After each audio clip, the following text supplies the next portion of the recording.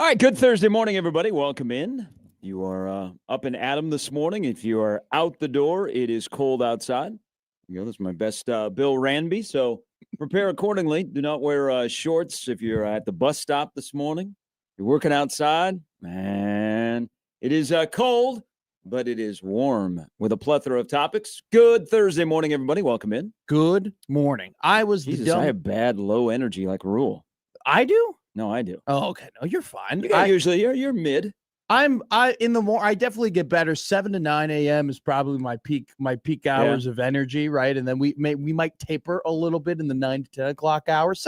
6 o'clock. We do your fun. plays. I don't know. We do fun topics in the 6 o'clock hour. So then it fires me up, gets me going. But I was the dummy that walked out of the door when I was walking out of the door today is when I decided to look at, hey, what does the weather look like today? And I saw a big fat 0 on my weather app. And I was like, oh, great. This is going to suck. Yeah. What was it? Just like 10 days ago, some of us were golfing. Yes. 60 in Omaha. And now we got snow and it's cold. It is really, really cold outside. We're not just messing around with you. So plan accordingly. That's the way you're going to spend your Thursday.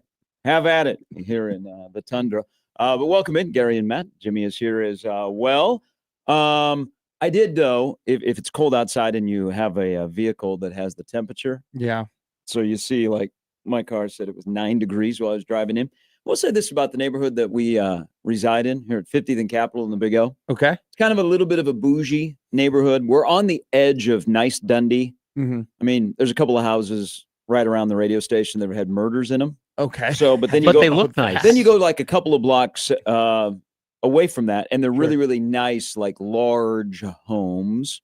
It is definitely Christmas light season. And in this neighborhood, there is a war amongst the bougie neighbors to have the best light display. This is usually one of the areas that people, when you go, hey, let's go out and let's put the family into the Sprinter van and let's drive around and look at Christmas lights. This is one of the neighborhoods. So I noticed today that the Christmas light war in this neighborhood of this radio station has ramped up a bit. So it made me very happy while I was staring at my console going, it's really 9 degrees outside. Have you, so you've worked, I mean, obviously you've worked here at 1620 for a while.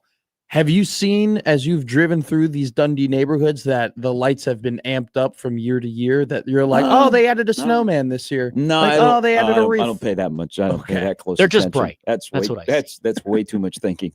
I just look, wow, that's a nice house. They got really, really nice lights, and that's a nice house. They don't have any lights. I bet their neighbors hate them. I bet they're also that neighbor that doesn't take care of their lawn during the summer while everybody else has this manicured lawn. Sure. I guarantee you there probably is somebody out there who thinks that there's the perfect amount of Christmas lights. Like you don't want to be the over obnoxious house that has all of them, but you definitely don't want to be that house where you don't have any of them. Have you been in a Christmas light war before? No. Okay. No. Do you want to be? No, because I'm usually not home this time of the year. Okay. I'm on the road or so that's the perk. I don't usually get into putting up the Christmas lights and going crazy. I very rarely have a tree because I'm not home on Christmas. Sure. My thing is I go to Target a lot. You know, we've actually seen each other at Shout a out Target outside of the show. One time we saw each other. We did, yes. And there are You times belong where to the Target circle. I do belong to the Target circle. Yeah. There are oftentimes I'm walking through Target and I see items that I would not buy now, but I know that I'll buy in my future, a la diapers, a la just like adult. Yeah. Well, no, not adult diapers, like kid diapers. If I have a kid one day, or why are you in that section? And I just walk around. Target. No. Like, I gotta stop sending you pictures. When you walk around Target, Sorry. the Target that is closest to, I know where you go. It's not like they have. You have to search out the diapers. I'm walking. I'm just saying. The point is, I'm just walking. Are you through a creeper? Target. I'm not a creeper. I just walk through Target. Am I going to see you on YouTube? No, I hope not. Am I going to see like a like 4 guys with a camera coming to find you in a Target? No, what are you doing with those onesies? You're not. I'm not a pedophile. Remember when that happened here at the was it the Walmart? Was it Chris Hansen was here? No, it was okay. Was it someone? Was it a B rate To Catch a Predator guy? Yeah, it was. Like is there a B squad for To Catch a Predator? It was like a local basketball coach. Really? Yeah. That is so bad. That's less than ideal. Yeah, it was bad. So bad. Yeah. But anyway, I walk through Target and sometimes I see things like, oh, one day I'll probably have to buy something like that, but I don't have to do it now. Christmas trees, are really expensive. Like I was interested in buying a small one. Yeah. Of like, hey, Dan and I probably need to have some sort Very of romantic. little I got it. something. No, Yeah. I'm not First buying. Christmas together. I'm not buying a mistletoe, Gary. Okay, I didn't say mistletoe. I just I talked d- about the tree. I There's think little baby nothing. There's tree. nothing romantic about buying a tree. Okay, it was just, try hey, telling that to some of our listeners who are engaged or married. Or it's Christmas. I think I should Congratulations, buy a guys. tree. It was $65 for like one of those small ones, one of Yeah. those tiny ones. And then I looked at the big ones, the big kahunas. Yeah. They're like $500. But don't buy that well, because then you got to haul that with you. does it come already adorned with Um, ornaments? One of them was just big. It was just tall. It was a tall tree, and it was $455. Then if you add tax, you get up to 500. You get But one like- of these deals like But there this was big. even the ones that were like adorned, that were Yeah. like medium sized. Those were $300. I'm not spending that money. Nah, go to a different store. Go like to Walmart, probably a little bit cheaper. Mhm. Also, I don't trust you with a real tree. So I've had a real tree my entire life. Yeah? Yeah. Not true.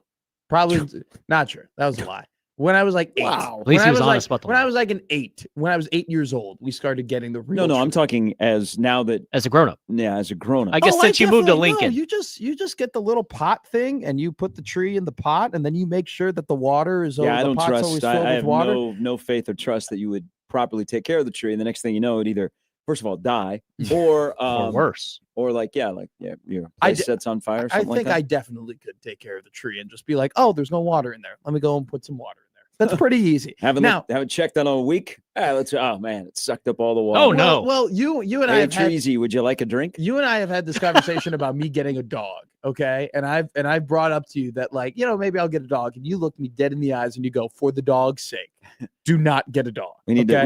we need to start below the dog owning. Well, I got to take care of Goldfish or myself. cat? Is Yeah. the top number one. Why don't you start like a fish or like a chia pet or something like that? Mhm. I and don't then- think I could take care of a chia pet. A fish, though, I don't think a chia pet is that hard to take care of.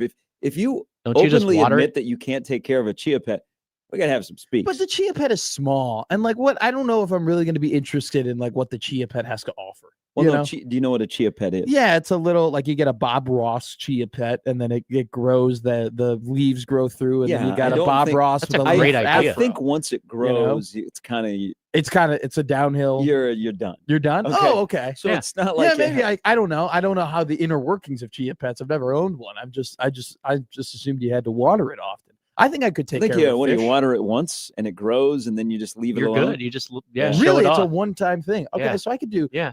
Fish though. I think I- fish would be a good step, but then you have to clean the tank, Oh my And then- gosh. and then you have to have a really big table for it too. And then like you can't even Big table. you gotta have we Just can't, get one fish. Let's start with one. Well, you What gotta about have a a big- hairless cat? Because you said allergies were a thing, Hairless so you cat? couldn't do a cat. because see, Jimmy listens. I wanted to get a cat because wants a those cat were a little bad. bit lower maintenance. It'd be a in great terms of, companion for him. You just got to get the little But allergies litter. prevent him from doing it, and he wants The to look out for litter everyone. box. the litter box. Yeah, okay. And then obviously you got to get like the tuna or whatever the hell you feed Cat food. How about cats. just cat food period? Cat Yeah, food yeah, period. Okay. And then like they'll What a be 6-inch sub. they'll be missing.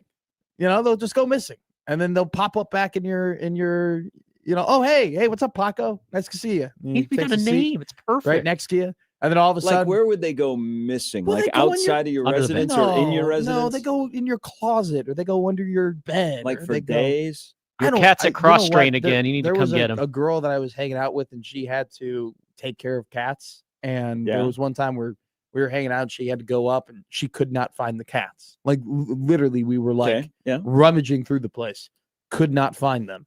And then she had to call the owner and be like, I don't know where the cats went. And while she was calling them, they just popped up out of nowhere. It's just like, okay, that happens. So yeah, I think a cat would have been good for me, but I have still major think it would be. allergies in my family. So do a hairless one. No, but I have they're a friend who- ugly. I don't want to. They can be cute in Cat? their ugliness. Stop. Cute little chicken breast. No. Hmm. Goldfish. Mm. Okay. Maybe that's a start. That's a start. if you can properly But have a goldfish last like more than a month, You move up to then the, maybe we got what did we graduate to? Did we get a snake? When do we do no, it? no, No. We're taking baby steps. Do a lizard? maybe a No. rodent. Ooh, a lizard. It would be really bad. The reason why I wouldn't want to get a goldfish is because if the goldfish were to die prematurely, that would be really bad. That's why I don't for want you to get me. a goldfish. And it would be a really bad look. All right. Mick Goldfish would be a wild nickname. Coming be up on cool. the show today, Sarah Baker Hansen stops by. Fish. Also, Steve Sipple. He's got some thoughts on a low vibe. Usually those pressers with Rule, whether they last 4 minutes or 40 minutes, those are pretty good. Yesterday was just kind of a, yeah. It was a lot of info. There wasn't a ton of energy, but there was a lot of info Yeah. in there. Yeah, I don't know. There's just some odd things that were said. Got to trade in the D for the E, I think. The development for the evaluation. Yep. Mm, And I think that's not only evaluating players but coaches. Like from the head man. I'm not saying we evaluate we evaluate Rule every day, but I'm telling like people you work with, like I don't know. It was there was information there. Yeah. But it just I don't know. The whole John Butler thing. What, you didn't like the 2000s rom-com? It's not me, it's you, or it's not you, it's me. Well, it's at some point I get it. Rule in the day and age of portaling wants to be careful. Like guys' feelings get hurt and then they leave. Well, then they shouldn't be in your program if you're trying to stress toughness. And this is Sure. Hey, if you want to get to where we want to go, you got to be tough as nails. But at some point, like it is on the players. And it's I know you're not going to publicly admit it because those are your guys. You went out and recruited them. Yeah. You're trying to coach them. Sometimes, and then this is pretty clear this year, Nebraska doesn't have enough good players. They have some really good players. They don't have enough good players, and they probably have some players that should go portaling because this is just not the right place for them. But I don't know. He's in a tough spot of you don't want to publicly call out a player because you have lived on I'm a player's coach and don't touch my players. But the John Butler thing, I think we discussed it yesterday. I mean, we've all pinpointed when was the time for Butler to go. Sure. And yeah, the last two games were not good, but some comments, the portaling comment is the one that probably was the final straw. Oh, big Yeah. time. Privately, you talk in a room and you go, man, I don't think that guy's good enough to be playing for us, coach. We got to go get somebody else. And they Sure. go, yeah, we will. Sure. Let's find a list. But publicly, I don't think that's Rule's game. And Butler being an NFL guy, That's how where NFL is free reign on players that are being paid a lot of money. College, it's kind of in between right now. We're getting there, but we're not ready to go there. And the guy that runs the ship does not want to go there. And especially in this, you don't want somebody in the next month to pop up that leaves your program and you're like, whoa. Sure. We were planning on a future with you, and now all of a sudden you're gone. Yeah. So Rule walks that fine line. I don't know. It was just it was a low vibe day. Yeah. And it actually, to me, squashed the biggest news out of Nebraska football yesterday. What was that? Roger Craig. Yes. So Roger Craig, who Great was point. Christian McCaffrey before Christian McCaffrey was Christian McCaffrey, Used to back be in the in the Hall of mid-'80s, 1,000-yard rusher, 1,000-yard receiver. We've been trying to get him into Canton for a long time. And he has taken a significant step towards immortality.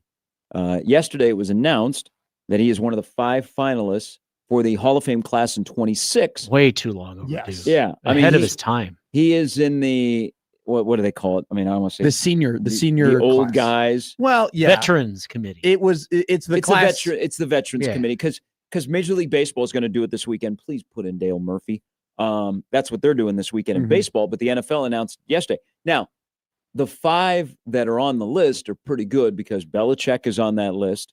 Robert Kraft is on that list. Yep. Ken Anderson is on that list. Former Also Bengal should be quarterback in it. L.C. Greenwood is on that list. So Damn. Roger Craig is one of 5 finalists. I hope this is the time. It is so long overdue that Roger Craig should be in Canton. And I know he played on a really, really good team.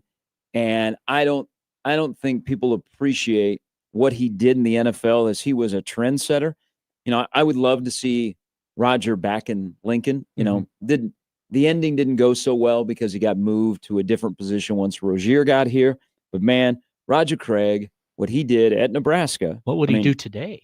Oh God, Oh. he'd be perfect. The ultimate Swiss Army knife. I mean, you look at a guy like Roger Craig in terms of his height and his weight and what he was able to do with the versatility, right? Like those are literally the guys that are going in the second, third rounds. I mean, first rounds, right? Yeah. Like way top running overdue.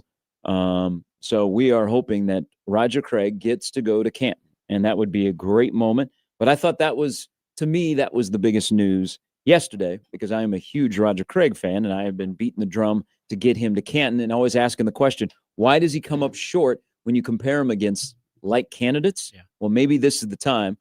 But there's also part of me that says, man, wouldn't that be something to have Belichick and Kraft go into Canton at the same class? So I was thinking that in terms of would they separate them because they clearly don't like each other right now. I mean, Bill Belichick is literally not allowing the New England Patriots to come to his college. They changed players. that. Did they change Yeah, that? after they were called out. Well, still, the fact that that was even established in the first place is kind of crazy. The world lives on pettiness. Yeah.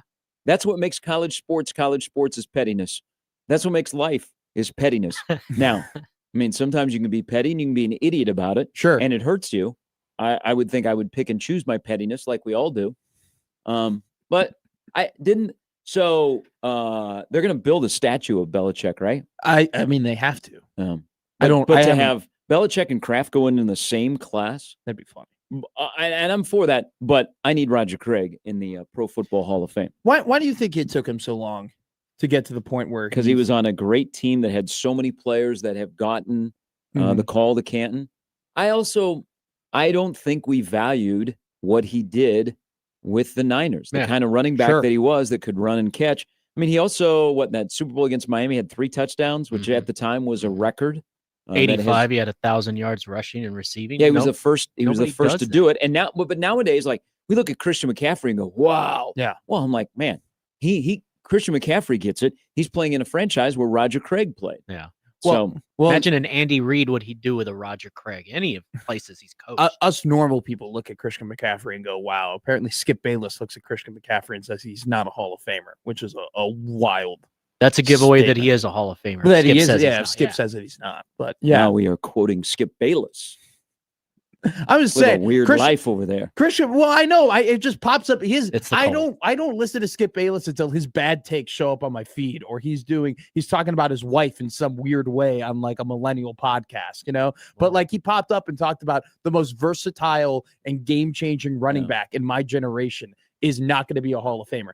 Get out of here. And I do think, Gary, this is another conversation of like running backs are weird in terms of sometimes how we judge them in terms of going in the Hall of Fame, because we look at D linemen and O linemen and quarterbacks and we think longevity. You need to have, these very gaudy numbers, but with the lifespan of a running back, right? You can have a Hall of Fame career in the span of 5 years, right? Because a lot of running backs' careers don't even last that long. So I think that's part of the reason why guys like Craig and, we have these dumb conversations like he has 3 Super Bowl championships. He had an incredible 88 season, but his career has been over for a while and he's not really in the spotlight. Like he's not in media. Sure. You very rarely see him when they have like some 49er alumni stuff. He's certainly, since I have been around Nebraska football, I don't recall Roger Craig coming back to Lincoln. Now his brother Curtis, I have seen. But I don't think Roger, because people want Roger and Tom Rathman to come back together. And Tom Rathman has popped in periodically because, he's still got some property in Grand Island, still got some horses. And, he's been in the game coaching. So he hasn't had it's not like he lives in Lincoln. But yeah, Roger Craig, I don't know if somebody can one final time bring him in, because it'd be pretty cool for the younger fans. Oh yeah, to get to know who Roger Craig was. Now his NFL career much greater than his college career, but I mean he said, all right, I'll go play fullback when Mike Rozier gets here. But let's hope he gets rewarded and he gets into Canton. That vote is coming up, and they announce it around the Super Bowl time. So I thought that was great news yesterday. There was a lot of stuff going on, and this is me a personal thinking that's the biggest news. Sure. I hope it happens, and I hope they celebrate him accordingly. One other thing about NFL, shout out, quietly snuck into town, Shaq Barrett. Good dude. Played at UNO, went to Colorado State, played in the NFL, has got a Super Bowl ring. He has always remembered his roots here in Omaha from Boys Town. He's back in town. Nice. Yeah, he's doing some charity work. So good on him. Great guy. He has changed so much. I remember when we had him in studio. Yeah. And he wouldn't talk. Really? Yeah, he wouldn't talk. He was like super, super quiet. Now he is opened up. Once he got to the NFL, he's opened up and he's got a great personality. He's got a great story to tell. And cool to see him in town the other day. Shaq Barrett, a lot like Shaq Leonard, was one of those like, and Danny Trevathan too, were one of those like linebackers where if you had been following the NFL, you were like, that's a really good linebacker. And you just see them around all the time and they're making plays, but it's like they didn't necessarily get like the proper Luke Kuechly, because Fred Warner, you know. They don't pound their chest. They don't talk to the media. That's the same way with Levante David. I mean, exact same way. Levante David has so much respect from people that play the game and cover the game. But Levante David, this is a wrong example because I think most people around here would recognize him. Levante David walks down the street in New York. Yeah. You know, he's not super big, but he does. You would go, I wonder what that guy does for a living. Sure. I wonder how many people would recognize Levante David. Not a lot. But you don't got, because people nowadays, everybody got a podcast, okay? Everybody's on TV. Yeah. And the players like a Roger Craig or a Levante David who they just go about their business. People forget about them.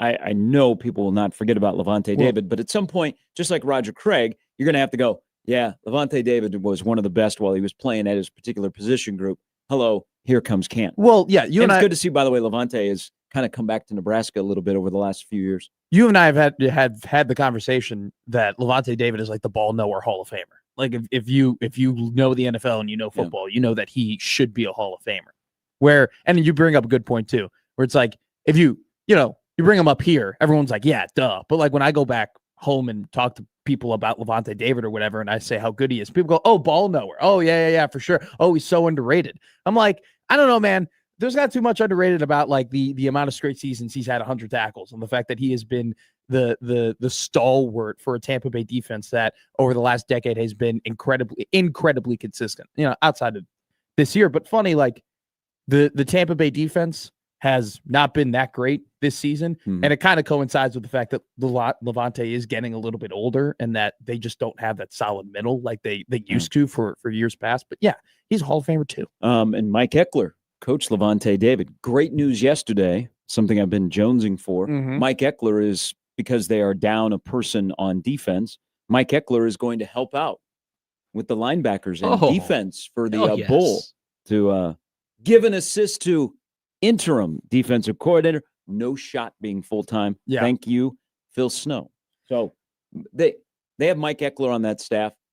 Mike Eckler, special teams, but his defensive knowledge, and they're kind of looking for the next Mike Eckler. They want a guy that's got Big Richard energy.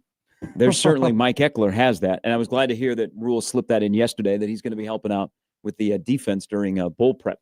Good luck to those guys that are not giving energy to have Mike Eckler going 24/7, 150 miles on your ass during prep for the bowl. I thought you were going to pick up on, and you might be excited about the fact that when Rule was talking about a new coordinator, that he kind of dropped the tea leaf that he said, when you hire a premier, still currently coaching coordinator, they're going to bring in a lot of their staff. That didn't get you jonesed up. That didn't get you fired up. That's a good point. They're targeting. They're actively looking for a current premier coaching coordinator that could maybe bring some people in place. Matt Patricia it is?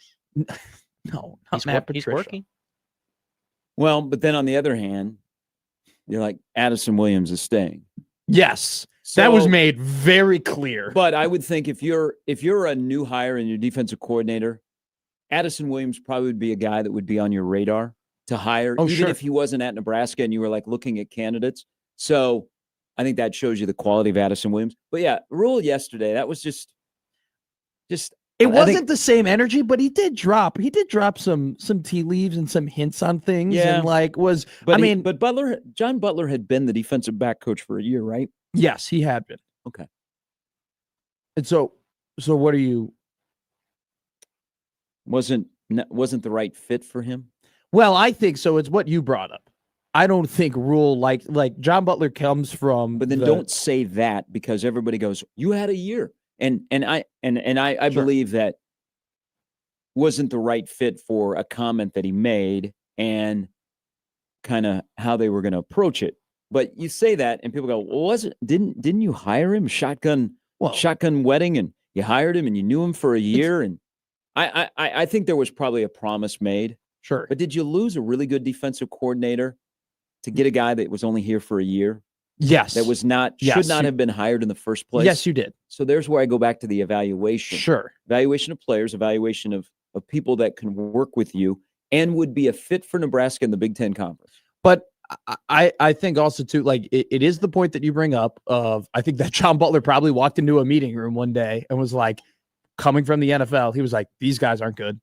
These guys aren't good enough. This isn't what I want. We need to get better players. And Rule's probably like, whoa, Buckaroo, we don't do it that way, right? But yes, another thing too is like you bring up Buckaroo. that part. Good on old. That made my day. See, he's an old soul. Hey, nice John Bishop reference. Thank you. But like you bring up that part of like, hey, didn't you hire him? I immediately think though, Gary, I'm like, didn't you go on a podium and say, hey, we need more money for players?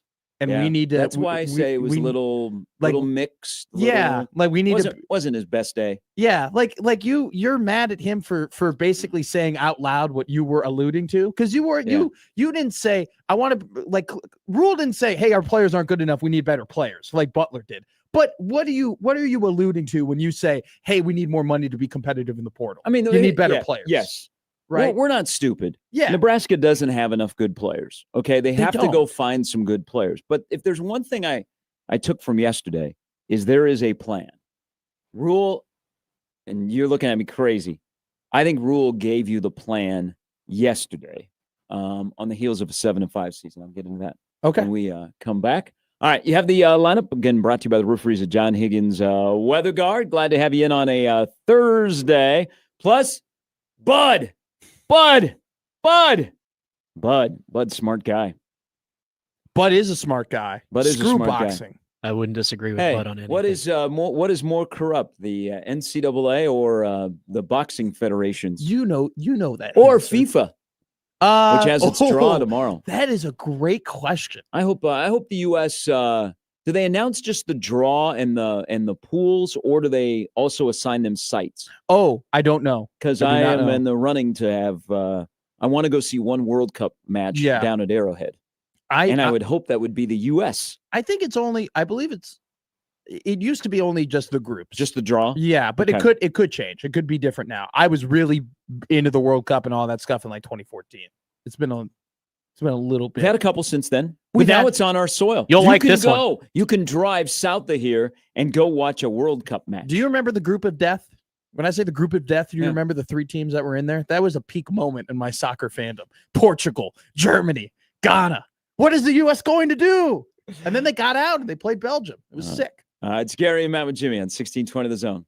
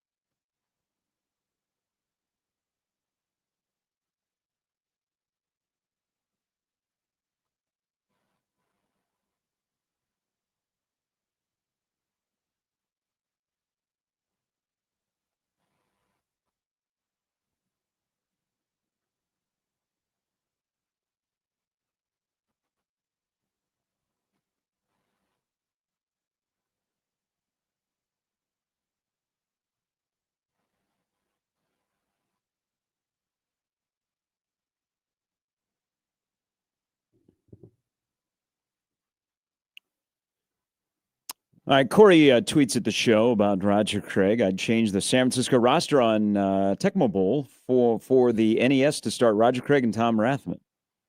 Roger Craig He knew was ball. so good. Very much a all-around sports knower. Bruin Steve said the World Cup stadium announcements for each match and the respective kickoff times will be confirmed on Saturday. Okay. Let's go USA playing at least one time in Kansas City. You have to. I'm so this is probably the most disconnected for a World Cup that I've been in God knows It's how long. on our soil. You'll get I there. know. You'll get there. But I was dialed, like I was in like World Cup pools, and I was like the year that Croatia made a run. I was like, I don't know, Luka Modric, who just won the Ballon d'Or. These guys, they got some really good pieces together. Can Lewandowski, can they put it together? And then 1 year Poland, I was really in on Poland. I was like, Lewandowski, he can do it. He's one of the best strikers in the world. And then they faltered a little bit. So I used to like get fired up for the World Cup. Now for whatever reason, I don't know. Maybe college football has zapped the soccer out of me. I'm aware of professional soccer. I'm sorry, don't get up on Saturday mornings to watch the Euro League, but I'm aware of it and I know some of the players. But red, white, and blue, I'm there. The women, the men, I'm there. That's why I want to go see a match in person. I just want to experience that. I'd love it to be US, but if it's not, I'm still going to go just because I want to be like in the middle of fans where I stand out. They like show the crowd and everybody's, got their kits on and Is that Sharp? What's he doing in the Ecuador section? Whoa, that guy's a big fan of Cameroon. Whoa. Since when was Gary Colombian? That's not Gary when did that Sharp. happen? What? Gary, you're Moroccan? Swear to God, Oh, he's that's what- Brazilian. Why is Gary Like- in the nude section? Like for a cash fan, like the Yeah. fan involvement is attractive, even if you don't know much about soccer. But the fans and their involvement and the chants and everything else Sure. kind of makes it like, oh, man, I'd like to be part of that. Mhm. I want to go be part of that atmosphere. I want to have a scarf. Yeah. Okay. I want to light fireworks. Okay. I want to You throw wanna- bombs. Yeah. Those kind of things. Well, you gonna bring your a vuvuzela? Yeah, there you go. That's Will they what- be outlawed in the U.S.? Will I hope not. Let 'em hope have not. fun. I like the South African World Cup. I thought Yeah. that was fun. That it was just a bunch of bumblebees buzzing the entire time when Landon Donovan. Well, I don't think the U.S. was even in that World Cup. I don't think they qualified. The U.S., by the way, in the power rankings of the world are 14th. Not bad. They're below. They're below Colombia and ahead of Mexico. All right. Well, Well, they're good at soccer. So right? far, the favorites, and I think it's because they won the Euros. where is Spain. Venezuela? Because we're having a little bit of a tiff with Venezuela right now. Oh, we have a tiff with them. Yeah. You don't pay any attention. Do you? Zero attention to Yeah, soccer. It's kind of a big deal I right am. now. I am. Oh Fully, no. It's not Oh, soccer. you're talking about politics? Yeah. Oh, yeah. What are you talking like sports? I thought. Why do we hate the Soviets I so thought the much? Why What do did they they hate do? Venezuela? Because they're going to steal Giannis from Milwaukee. I thought Venezuela Hey. and U.S. soccer might have had like I don't a know. beef. Is I- what I I thought don't know. you were. I don't know enough about that sport. Oh, they're 48th. That's why I looked that Boom. up for. Whip their ass. We got him. Well, we go any further, they're going to be out of players to possibly play for them. Okay. So there is NFL football tonight. Big game. Yes, I just Huge remembered. game. Detroit, Dallas. Detroit's a slight favorite at Gotta home. Stay up. I think the first to 30. Prescott against Goff. Indoors, no weather Yeah. a factor. Yeah. That should be a very entertaining game. You can hear it here on the Zone. So part of yesterday's discussion in Lincoln on signing day, the class of 10 for 26. Well, one question popped in my head because everything is about Dylan Raiola. Okay. You can't have a situation like this. Nebraska can't go to the Rose Bowl and beat UCLA. And one of your first things is, I wonder how Dylan feels. I would hope Dylan feels okay because Nebraska football won a football game. Yeah. Okay. He's bummed because he's not there, but it shouldn't be, oh, do you think that TJ played well? It hurt his feelings? I don't care. Okay. Nebraska won a football game. Mhm. If that's one of your first thoughts, then your question has been answered. But yesterday, the question was posed about keeping both. Yeah. And I do believe they want to keep both.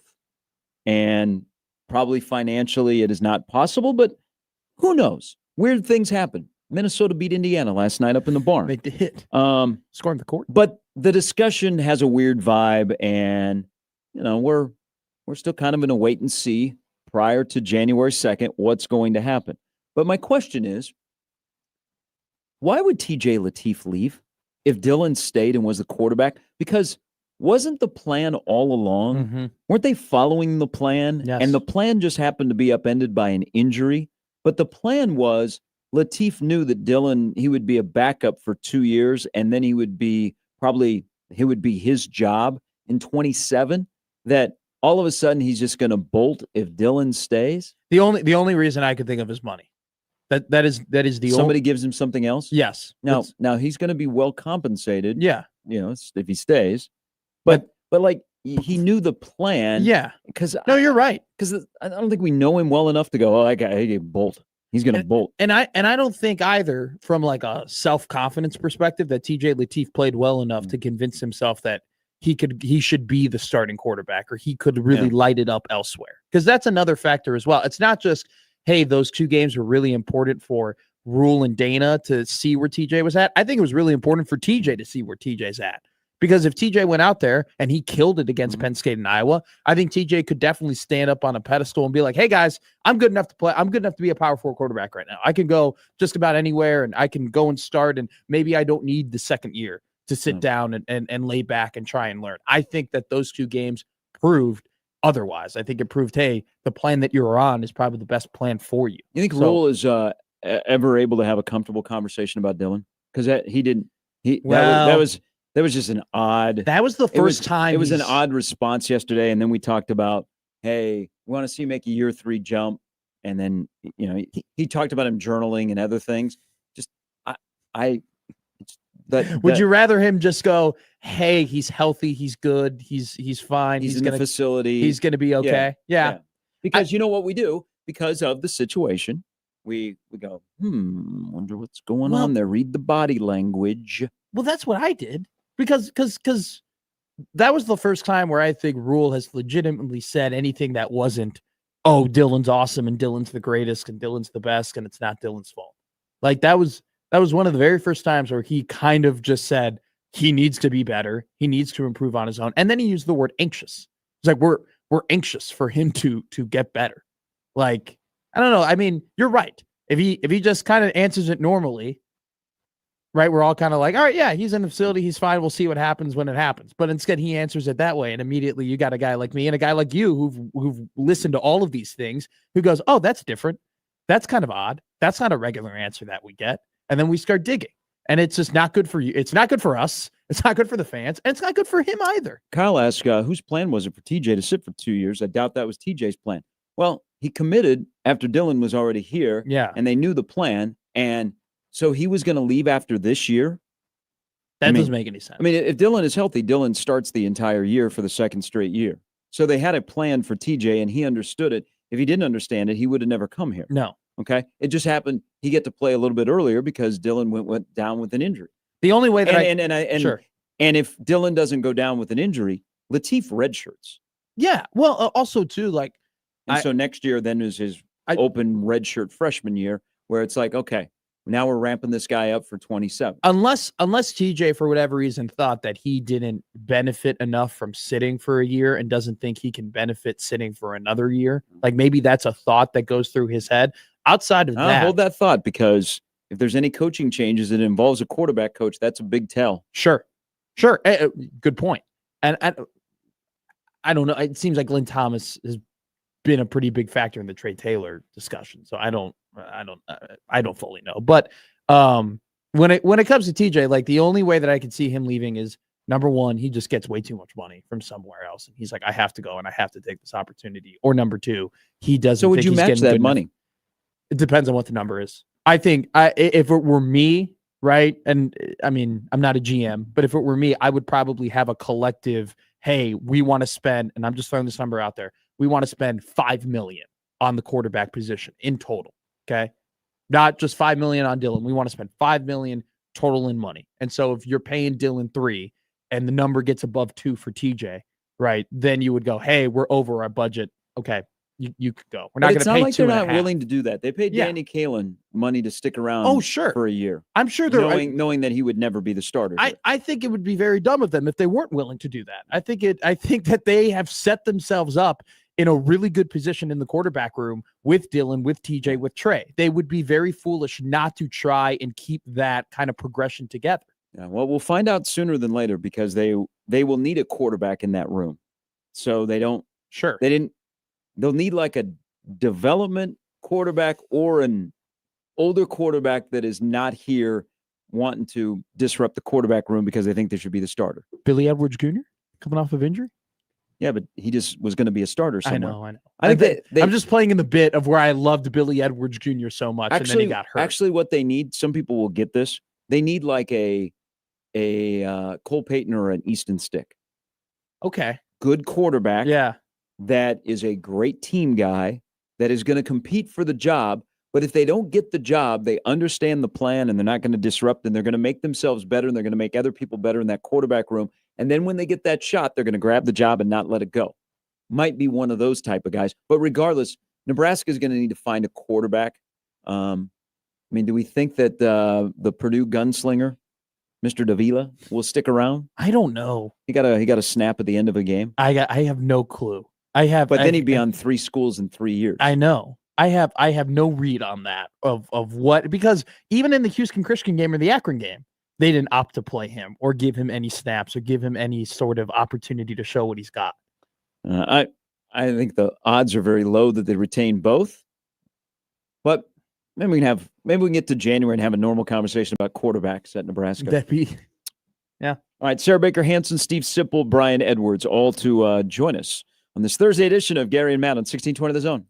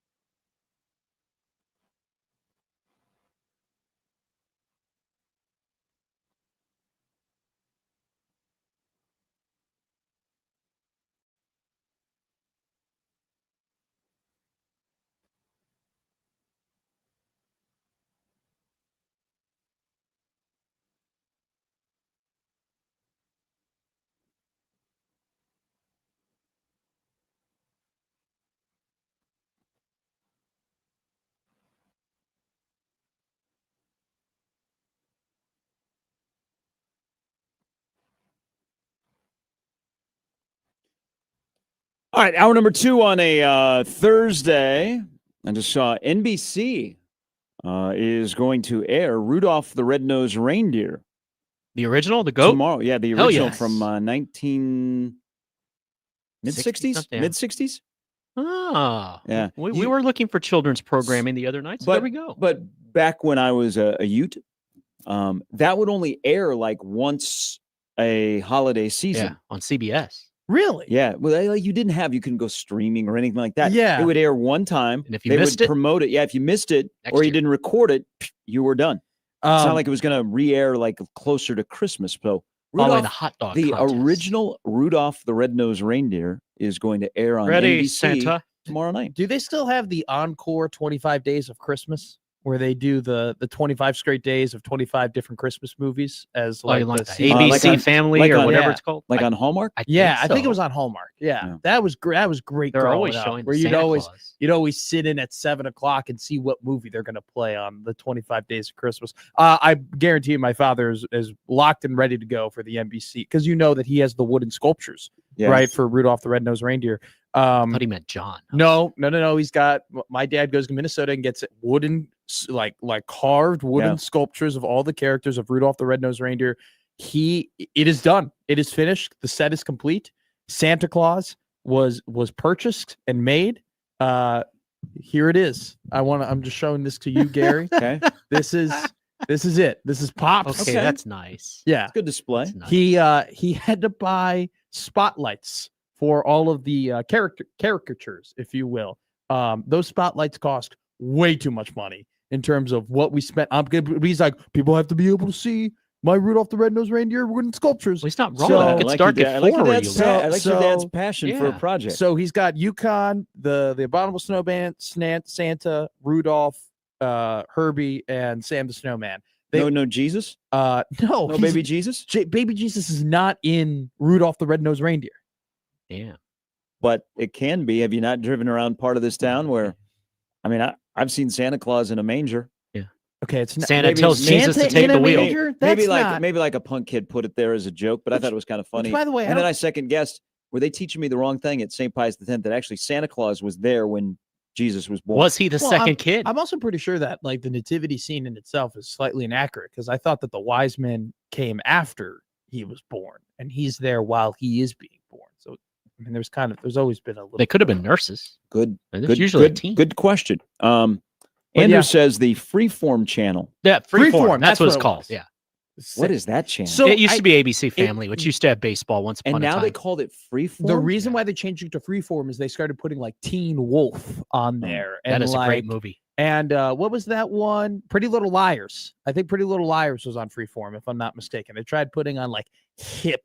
Teen Wolf know, as in a TV show, or cool. Teen Wolf the the movie. epic, Oscar I winning think movie. no, it was the TV show Teen Wolf. Okay. It was Which- like those types of teenage, I have a lot of angst. There's some type, Nebraska stuff, some swag in Teen yeah. Wolf in the kitchen. with Like it. well, I don't know if Euphoria Yeah. would be on. So Well, when Dad is talking to Scott about, the fact that son, you're a wolf, you're gonna Yeah. have a lot of hair. There's on the fridge, there's like a Nebraska thing hanging. It has a helmet, and I don't know if it was a scheduled thing or Huh. something. there's Certainly, one of our there's listeners a has to know what Nebraska I'm talking about. jersey in Big Bang Theory.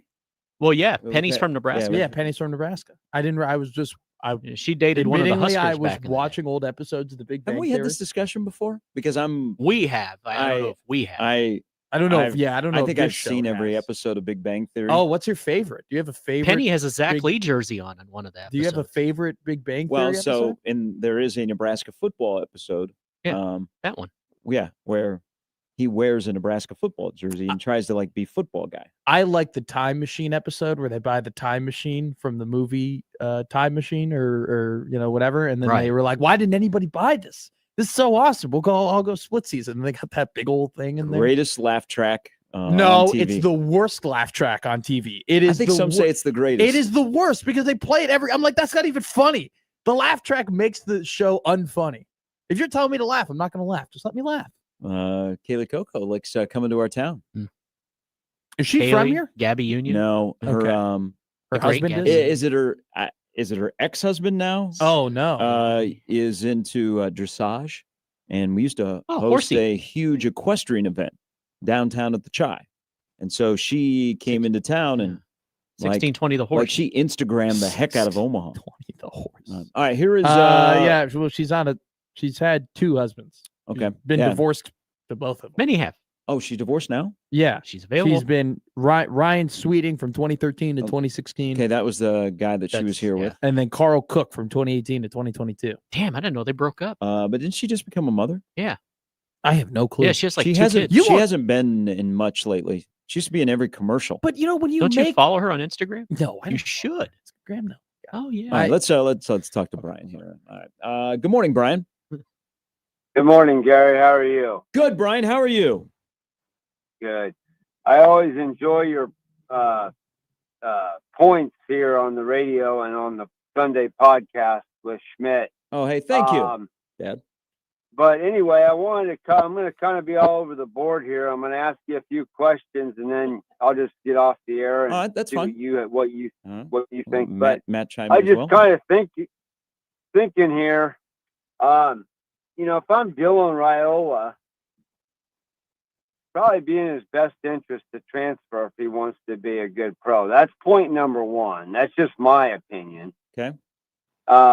Number 2 is, I can't remember if you were the talk show that had, I think you were the talk show. I think it was you that had, and I don't know if maybe this is a little out of line, but I remember when you had Scott Shanley on. I'd like to hear what he has to say nowadays. Okay. Yeah. We actually were just talking about him And- off air. We were. Oh, were you? Yeah. Yeah. And that being said, I've seen some ex-Huskers on Facebook that don't say the best things. I mean, the most positive things about the program. And then number 3 was, next year to me looks pretty scary, schedule-wise, and with what we have coming back, I'm just not really seeing very much optimism in my eyes. But I guess I'm a pessimist anyway. But anyway, that's all I had. And Hey. I'll listen to what you have to say. Brian, I appreciate the phone call. There are better spots for Dylan Raiola to play quarterback than Nebraska. I don't know. I'm sorry. I don't know if I'm breaking news to anybody here, but You want the thing? yeah, no. Okay. I mean, there are places that have, more proven quarterback adjacent coaches. There are places that have better offensive lines. There are places that have better wide receivers. There are places that have more consistently winning programs. There are even places that, if you're looking at Dylan wants to go to the NFL, right? So if Dylan is looking at this year's schedule, right, and maybe he's looking at another team and they have a much easier schedule than Nebraska, that could be a factor as well. Of like, hey, why would I play this really, really tough schedule against Ohio State and Indiana and Washington and Illinois and Oregon, and maybe I go to this SEC team that, hey, they're avoiding Alabama and they're avoiding Georgia and they're avoiding Texas. There definitely are better places for Dylan if he wants to have, better stats or look better for pro scouts could go to. It's just, how much does this place, how much does the roots that he set here really matter to him? And how much does he believe in Rule? And how much does he believe in the program? I don't think it's his decision. I think Dad has a big decision on what we're Mhm. doing next. Did his brother sign anywhere yesterday? I don't think so. Okay. Because it didn't pop. It didn't pop anywhere up on my Twitter feed. So I think you only have a 3-day window to sign a letter of intent. I don't know. I don't know. I Um, can look at that. He's not signed. So- According to his 24/7 profile, he's not committed anywhere. He's not signed. So I again, the world can't revolve around Dylan Raiola. Dylan Raiola has to revolve inside of Nebraska football for the program to move forward, and actually for Rule to move forward, because now any question about Dylan, it's awkward for Rule. And you know what? It's okay. It's a big boy business. The Raiolas treat their kid like a business. Yes. Nebraska is a business. It's okay to say mean things about people or positive things, and make decisions. I have said that whoever the quarterback is moving forward at Nebraska next year, it's not because of what they can do on the field. It's lesser of, do they suck the oxygen out of the program? Okay. Are you always wondering about their feelings? Or are you wondering about what are they doing? What are they saying? Their opinion on something else? Do they have a father that's involved? Okay. Are they saying things about our program behind their back? Mhm. All right. You got to shut off the noise. This is a monster year and you have to shut the noise off. but you can't let somebody hold your program hostage. Yeah. Okay. Maybe you failed Dylan. Maybe Dylan has failed you in 2 years. Not bad, not good enough. Hasn't elevated the program, but you haven't elevated the program as well. Sometimes it's okay to have a divorce. But if you're going to stay married, fix it. Okay. And make it work for everyone so it doesn't suck the oxygen out and everything is about that particular person. It has to be about Nebraska. What's best for Nebraska? And if you can make that decision because you're in the power chair, you'll do what's best for Nebraska and what's best for everybody, and you will move forward and nobody will hold the program hostage. And you make these decisions sooner than later. Now, I think we're still figuring things out, but it has the feel that Dylan will not be here next year. And it actually may be okay. Okay, he's going to fall up, and you have to be comfortable with that. And you hope that it's you know what? Thank you. All right, 22 games started. It sucks you got hurt, because if he doesn't get hurt, he's probably going to stay. And Nebraska probably gets to 9 wins this past season. But it just, again, yesterday, it can't be, I keep using this example. You can't have a backup quarterback who has never started, that's a freshman, go out to Pasadena in the Rose Bowl and play well, and Nebraska win, and it's about Dylan. Yeah. Okay? Who cares? Nebraska won a game. Okay? TJ Lateef happened to be involved. If you're watching the game and that's the first thing you think about, well, what's Dylan going to do? You know what? I would hope he goes, all right, man, we got a victory. I know I can't be back there, but man, guys, let's go. Let's go. Let's go get number 8. Yeah. I had to think of the math. But that's been, God, they only won 7 games. Gary, that's been the problem the entire time from the minute he got here, in terms of, you can tell us all you want that it's about the program and it's about Nebraska and it's about Matt Rule. But I think everybody from the minute, he stepped foot on campus was like, well, you're a brand and it's a lot about you and it's a lot about your future. And it's a lot about, can you play right away? And it's a lot about what are they doing to make sure that you are in the best position to succeed? And we've had this conversation before too. Like, when a 5-star recruit, regardless of what position they play, recruits to you, it's a happy moment, right? You're like, oh my God, like, this is great. A 5-star recruit's here. Why is it a happy moment? Because they're going to play great and they're going to win. Your team is more likely to win and you're going to have fun, because it's just like, you're going to enjoy rooting for them. What about the Dylan Raiola experience has been fun? It sucks the oxygen out. There's so much that is not about the football that I think it does take away from the fun. But yeah. I mean, when Rule got here, he wasn't expecting to have Dylan. Dylan got here, and then they had to kind of change on the fly, because you got this kid who, man, he could take you places you're going. You kind of have the offensive coordinator trying to figure out what offense we're going to run. Sure. You know what? Yeah. Sometimes a parting of ways is okay, and then you can get back to your plan. And so instead of a concept, it goes back to a plan of ball control, run the ball, under center, those kind of things. And maybe you have the right quarterback on campus. Maybe the right quarterback is coming, but it can't be. It's too much about one guy. It has to be about, as a phrase was used yesterday, more on the defensive side, 11 is 1. Sure. And I think there have been too many times, because Nebraska hasn't had a recruit like that. It's been too much about 15. It needs to be about the guys that are in the helmets, the guys that are in the headsets, because this is a monster year, and you can't have you have to have 11 as 1, or in this case 105 plus as 1. We've always had to have separate, and this is to your point, just adding to your point, throughout the entirety of the year, we've always had to have separate conversations about 15 after the game, right? It was, they won, but this is what 15 did, right? They lost to Michigan, but hey, 15 was great, right? Hey, they beat Michigan State, but 15 wasn't good. It is rarely been a cohesive, all together, like, hey, the team won, this is great, whatever, we don't have to worry. There's always been one eye on what was the result of the game, and another eye on, is the 5-star actually going to look like the 5-star? And back to your point of, like, you get to do the things that you wanted to do when you first got here. Let's be real. Dylan was brought in, and the idea was, okay, hey, we're going to do all the things that you mentioned, be under center, run the ball, control the line of scrimmage, all that stuff. But now we're going to have a perimeter passing game to go along with it, because we have this really accurate deep ball thrower from high school. He hasn't been that. He hasn't lived up to that billing. He hasn't been able to add that layer onto what you already wanted to do. And that's on him. That's on Dylan. Right. And so if you want to call it, I think a divorce might be the perfect way of saying it, because I think in a divorce at times both sides fail. Yeah. Right. And I think both sides have failed. And I think Dad has a big voice here. And, I don't know what Dylan's voice is, but the brand, they feel probably the brand isn't moving forward at Nebraska, What if they hold the Rule hostage and say, hey, you got to make this change, and Rule goes, gotcha, your OC. I mean, at some point you just have to say, you know what, man, hey, thanks for balling out. Great.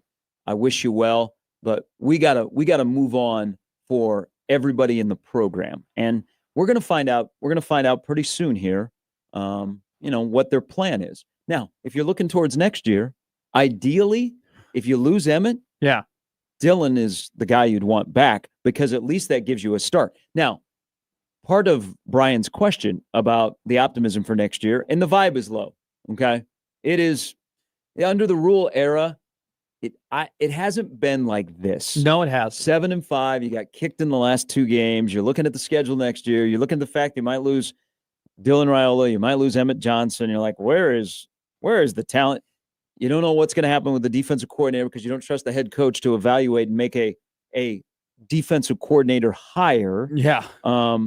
But yesterday, he gave me the plan, talking about his recruiting class, which is small, to be expected. They have a couple of interesting guys in this class, though. They need the class to stay together, and they need some of the top-end guys to be top-end guys from the jump. He gave you the plan yesterday, a 2-year plan. One, when January 2nd starts, Nebraska has to hit a monster home run after home run. They need to be Kyle Schwarber taking batting practice. They do. Okay? They don't need to be like Adam Dunn, who hit one time would hit a 465-foot home run, but the next 3 he's going to strike out. Sure. Because if they're one. showing you the small class with the numbers, they have to be about as good as they've ever been in the portal in 26. And then ace that 27 class, which already looks really good, but most importantly, keep it together. Do you trust the whole operation to execute it? Home runs in the portal right now in 26. Then you take a step forward in 26 on the field. Remember, you got to put some trust in here that they'll be able to execute all this. And then it leads to an ace in the hole, big class in 27, and you've reached year number 5, and all of a sudden it looks like a year later that momentum is moving forward. That is the simple plan that Rule, he didn't do it intentionally, but as I'm listening to him yesterday, that's what they laid out. We've got to be great from January 2nd to January 16th. And then we'll figure out the pieces and where they go to go play football in August. And then if we're able to play football in August, September, October, find a way in November, then look what we have in 27. Matt Rule hasn't been the best at getting the top targets in the portal. He hasn't been the best at getting the Isaiah Worlds or the premier, hey, the Zachariah Branches, hey, these are the coup de grace top guys. But the guys that they've gotten, for the most part, in his history in the transfer portal, have been good. Like they've hit more times than they've missed, just in terms of the product on the field, right? So I trust that. And man, Trey Taylor might end up being the most important prospect, most important person, most important figure in the entirety of the Matt Rule era. Because it seems like he himself is keeping the 2027 class together. There's another part of Nebraska football moving forward. It was cool that Keith Williams got honored by the Big Ten yesterday, and that's a great story on where he was in his career. Moves from Detroit to Lincoln. Rule finds out about him by looking at his track numbers. They give him an opportunity. Anybody you talk to that teaches at Lincoln High, they're like, man, Keith was awesome. Yeah. He goes to Nebraska. He gets his chance this year because Eckler shows up and is like, okay, I got to find a kickoff return guy. That guy is busting it. Let's give him an opportunity. Yeah. He has the Maryland game. He gets honored yesterday. We like good stories. Sometimes Nebraska football is attractive because it's a mom and pop. And, we know those guys. We do. Okay. But Nebraska has to run the operation with a mom and pop mindset, but you're a Fortune 500 company. I love stories. I love that Keith Williams is a story and he got honored by the Big Ten. We love that Emmett Johnson is a story. Emmett Johnson was offered one Power 4, and that was Nebraska. And he's gonna waltz out of here with his name in the record book and potentially the NFL. But Nebraska moving forward, those are good, but you can still have those. But you have to have the dudes. You got to have dudes being dudes. You got to have dudes that when it's dude time, they show up and do dude things. And you can have the stories, but you also have to have the dudes. Because John Butler, don't put this on your resume, and it's not fully your fault. Nebraska defensively had 0 honorees yesterday. You could make a claim that, hey, Sierra Wright should have been on there, but he wasn't. Yeah. 0 honorees on defense on the 3 teams. 0. Not good enough. 0. Not good enough. It's not good enough. 0. It's not good enough. In comparison to your highly ranked recruiting classes. 0. Now, today they announced the offense, and 21 will be first team. I hope Justin Evans is on there as well, which is wasn't a dude when he came in, but he's a development project. That's one of the best development projects that Donnie has had. They can still have the stories, but they need the dudes. But I agree with you, but stop giving me mixed signals in terms. I'm not talking about I'm not talking about you. Whoa. I'm talking about Matt Rule. Okay. Because Matt Rule gives me mixed signals when he goes, hey, I got to make sure when we're recruiting, we're getting the guys who can beat Ohio State, right? But then what does he do with the Raiola family? He's very, very closely connected with them, has this very, very personal relationship where sometimes you can think and you can allude to, hey, maybe his very close and personal relationship with that family is getting in the way of making the business decisions that you need to make.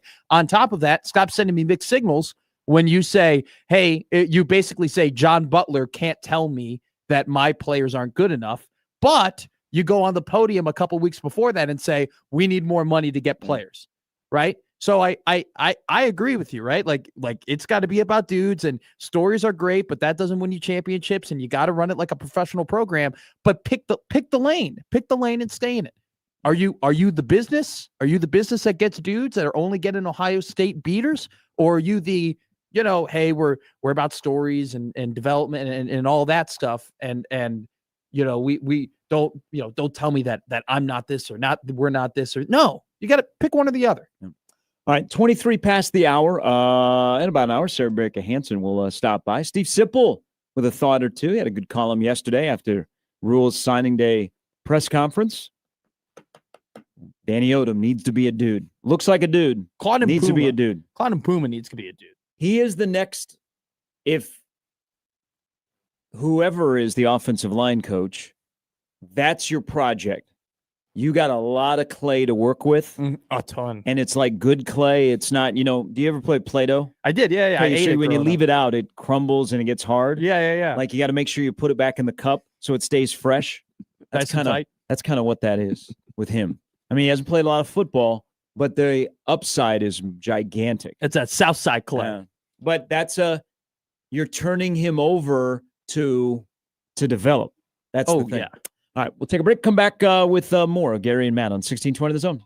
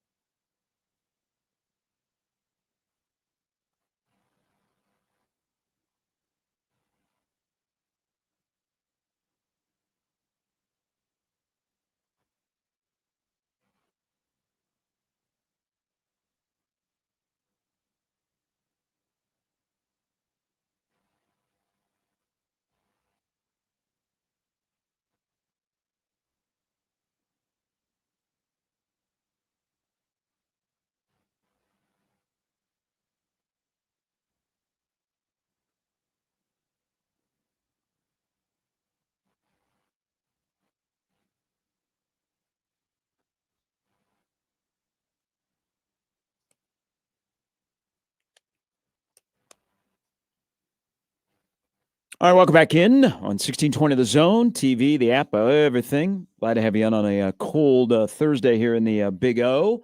Kirk Ferentz yesterday announced that he is returning for 26, no surprise, 70 years old. But the way that he discussed it made it seem like he is going to be there for a while as the head coach at Iowa.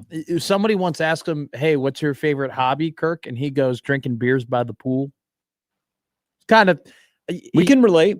no. He's a real. It's one of those things where I hear Kirk Ferentz talk, and I'm like, I hate that this guy coaches for Iowa because I kind of vibe with him a little bit. Like he's a very good football coach, and he seems like a dude. I wonder, because after last year, coming into this year, where a lot of people thought this would be his final year at Iowa, and then he would retire, they have the year that they have. They hammered their 3 rivals, and then they were close against USC, Oregon, Indiana. And Iowa State. And now he's going to stay. I wonder if the opinion has changed, but also factor in the instability around the country and coaches that Iowa doesn't have to worry about that. Yeah. That they get to keep their coach. Their coach at the age of 70 is going to stay for at least another year. I got the impression yesterday, as long as he's healthy, he's going to stick around for a while. And the smart play would be, as long as Phil Parker is going to stick around, I'm going to stick around. Well, I think it's really funny too. Like there have been Iowa teams in the past where you go, how the hell have they won 10 games this year? Like this makes zero sense. Mm-hmm. This was the opposite of what they're used to. I think that this Iowa team was way better than the 8 wins that they had. And I think it was incredibly unfortunate that they, first of all, blew that USC game. They completely blew that. They were dominating. They were killing them, like physically in the first half. And then the Oregon game was unfortunate for them. The Iowa State game they had that weird punt that took them 10 minutes to review of did he touch it? Did he not touch it? That could have swung the game. They had a really, even with the flaws that Mark Gronowski had and the fact that they didn't have a Caleb Johnson type running back, they still had a really, really good, it's just Iowa. Yeah. Well, Iowa, they just have really good teams. He also, and their issue has been quarterback and wide receivers. Not everybody is Brad Banks, if you know, or Drew Tate. He said we are not going to go portaling for a quarterback. They've had a run of getting a Michigan quarterback, a South Dakota State quarterback. He said they're going to their quarterbacks. But Kirk Ferentz is going to stick around, so there'll be at least another Black Friday where you will get to see Kirk Ferentz on the other sideline, coaching against Nebraska. I think they're losing a quarterback in the portal too. Iowa is Jackson Stratton, who actually has a win against Nebraska. Oh, I was going to say Ryan Fitzgerald, who's Pat Fitzgerald's kid. Yeah. who quote tweeted his dad while still a member of the Iowa football team, being like, "We back." So I got an inkling that guy might be going to Michigan State. Also, to Ryan Fitzgerald, quick, I know this doesn't matter to anybody, might be a very good Big Ten linebacker if he decides not to be a quarterback anymore, just like his dad. So just throwing it out. Good luck to him. Good luck to him. You want a little frustrating nugget of yesterday from the signing day? This is the first time I think we've had a frustrating nugget. Well, look at what Vanderbilt did yesterday. Vanderbilt, we live in a weird world, okay? The Cookie Monster and the chicken tender guy and the oil man are running college football. They are. Okay? Well, I want the McDonald's sack and I want the bag man to come back. What, you want Jeremy Pruitt back? Is that who are you clamoring for Jeremy Pruitt? I would, you know what? I think when you quote unquote could not cheat was actually better. But now it's all out in the open, and what we have is what we have. That Vanderbilt could flip a Georgia and Alabama commit on signing day. The momentum that they have, I mean, we live in a new world where Illinois yesterday, and this is the frustrating part if you're looking at it through the Nebraska lens, Illinois flips a 4-star offensive lineman from UCLA. The two top quarterbacks in the class of 26, do you know where they're going? One's going to Vanderbilt. That's Jared Curtis, who stays home, and instead of going to Georgia, he goes to Nashville. The other is going to Houston. That's crazy. So NIL has brought some parity. Also, momentum is everything. Mm-hmm. Vanderbilt football a couple of years ago had won 2 football games. They've won 10. And what happened? They got a star. They got Diego Pavia. who is going to be in New York City. May not win the Heisman, but he's going to be there, and it will be a show. Oh, yeah. But more people have paid attention to Vanderbilt football this year because of him. That's why I said yesterday, if you look at like the Clark Lee path, year 5, they get to 10 wins. Yeah. They have that quarterback who attracts another quarterback. Kind of Nebraska. Kind of Nebraska, but you get momentum in this day and age where the playing field is somewhat even. There's still going to be the big boys that have a bigger suitcase, but here's one other step of yesterday. USC is the number 1 recruiting class. First time in 18 years it's not been an SEC school. Wow. USC could be scary because what they did is they're starting to lock down Los Angeles. Okay? So they were able to say, guys that are in Southern California, we want you to stay. USC, number 1 recruiting class out of the Big Ten Conference. They had 35 commits, to your point. Yeah. 20 of them came from California. But in this day and age of some parity starting to develop in college football, now there will always be the upper echelon. It's the same teams year after year. But all of a sudden, the cookie crumble guys, they have a team that's in the playoff. The oil salesman has a team that's in the playoff. Okay. Virginia has a team that's in the playoff. There are some newbies. There is Indiana that can do it quickly. The Dallas Maverick guy, right? I mean, Mark Cuban has got a. That's the first thing you thought of was the Dallas Maverick guy. that guy from Shark Tank. What do you want from Shark Tank? What do you want me to say? The Yahoo guy, the internet bubble guy. I don't think you have to say the Dallas Mavs guy. The Indiana alum guy. The guy who got screwed over by the LA Clippers, the DeAndre Jordan locked in a house guy. So this is adding to the frustration because people should march on the Keywood building on Farnham there to see what Uncle Warren is doing, because all these people have a deep pocketer. Yeah. Okay. Nebraska has a few, but not enough. And they have one major one that lives right down the street. But because you stopped doing coke, it is what it is. So this year, this is the first time that the composite number for the number 1 recruiting class has been this low. It's also the first time that the 30th ranked class has had the highest composite number. So parity in college football has arrived. And recruiting, yes, there is money involved, but location doesn't matter as much. No. To some it does, where you're in the South and mama wants you to stay home. Okay, so you're going to go close. Money, everybody has money. But also, people now are realizing, kids that age, I can leave Atlanta and go to Columbus, or I can go to Bloomington and I can still get to the NFL.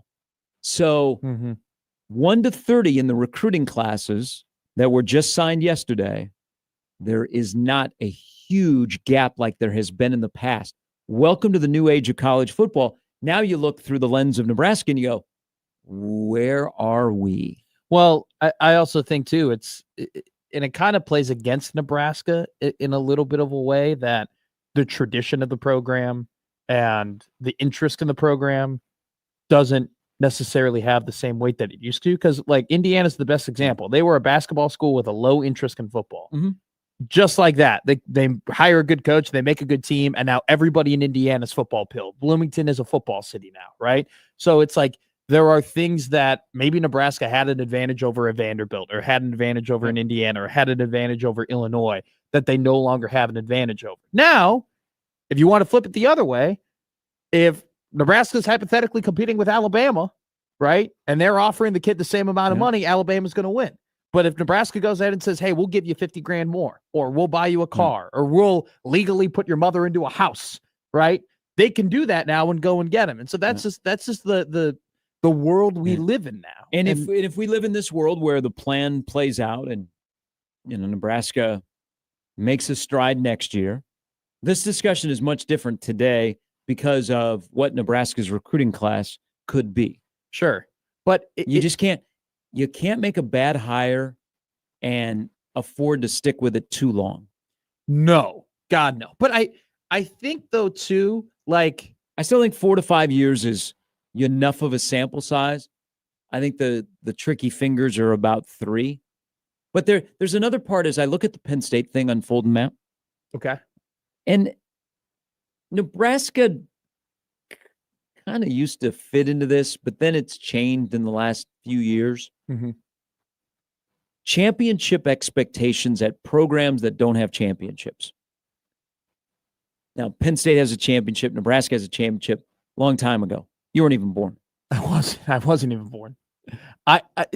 Well, now Indiana has championship expectations. Texas Tech has championship expectations. BYU's gonna. You don't think BYU now is gonna have championship expectations after they're giving Sataki $9.5 million? I mean, yeah, I think that it's one of those things where we talked about the double sort of the dual edge effect of the playoff, right? Where coaches can say they can make the playoff and they can be like, look, I made the playoff. Like, you got to keep me on for another couple of years. But it's the other way around, where if you don't make the playoffs in like 3 years, even if you're ranked 17th in the country, even if you're ranked 18th in the country, even if you're winning 8-9 games a year, it's like, hey, dude, it's not good enough. Right. Like, and I think that you're getting closer to the NFL model in where every year, all 32 teams are either expecting, hey, I want to win the Super Bowl this year, or I want to win the Super Bowl next year, or we got to position ourselves to win the Super Bowl in 3 years. Where there was a big conglomerate of college football for a long time who never had the expectations of winning a national championship, ever. They never thought, hey, how are we going to win it this year? How are we going to do it next year? How do we put us? No, they never thought that. Now you have, because of what you talk about, the closing of the gap between the talent and the championship expectations in places without championships, you have more and more people coming into the I think fold. there's another part of this is there's like the top tier is teams that expect to win a championship, and then teams that are like, let's just get to the playoff. If I just get the playoff on the resume. Sure. Yes. Oh, yeah. Because There there's is for really, sure when that. we start this tournament, there probably are only 3 or 4 teams that can win the national championship. But there's going to be 12 that are in, and some will go, phew, just make the playoff. Well, we are freaking. I was listening to Greg McElroy, and he was freaking out about 7 through 10 and who's going to be in and everything like that. And I go, I credit your passion. I absolutely get it, all that stuff. But we kind of know it's going to be Ohio State, Indiana, Texas Tech, or Georgia. You know, probably throw A&M in there. But watch out for the dogs. I think, though, Gary, like what we might be underestimating is the moving of the goalpost as well. Because you're right. There are some teams where it's like it'll just be good enough for them to make the playoff. But if you make the playoff 3 out of 4 years or 3 out of 5 years, the athletic department is then going to think, oh, hey, this guy has taken this, whoever this coach is, has taken this program and gotten them to the playoffs. There probably are better coaches out there than him. That's a bad athletic director. Well, but they're looking at it saying, hey, look, this guy's elevated our program to the fact that, hey, we've gotten to the playoff year in and year out. Why can't we take that next step? Is this guy to take that next step? Right?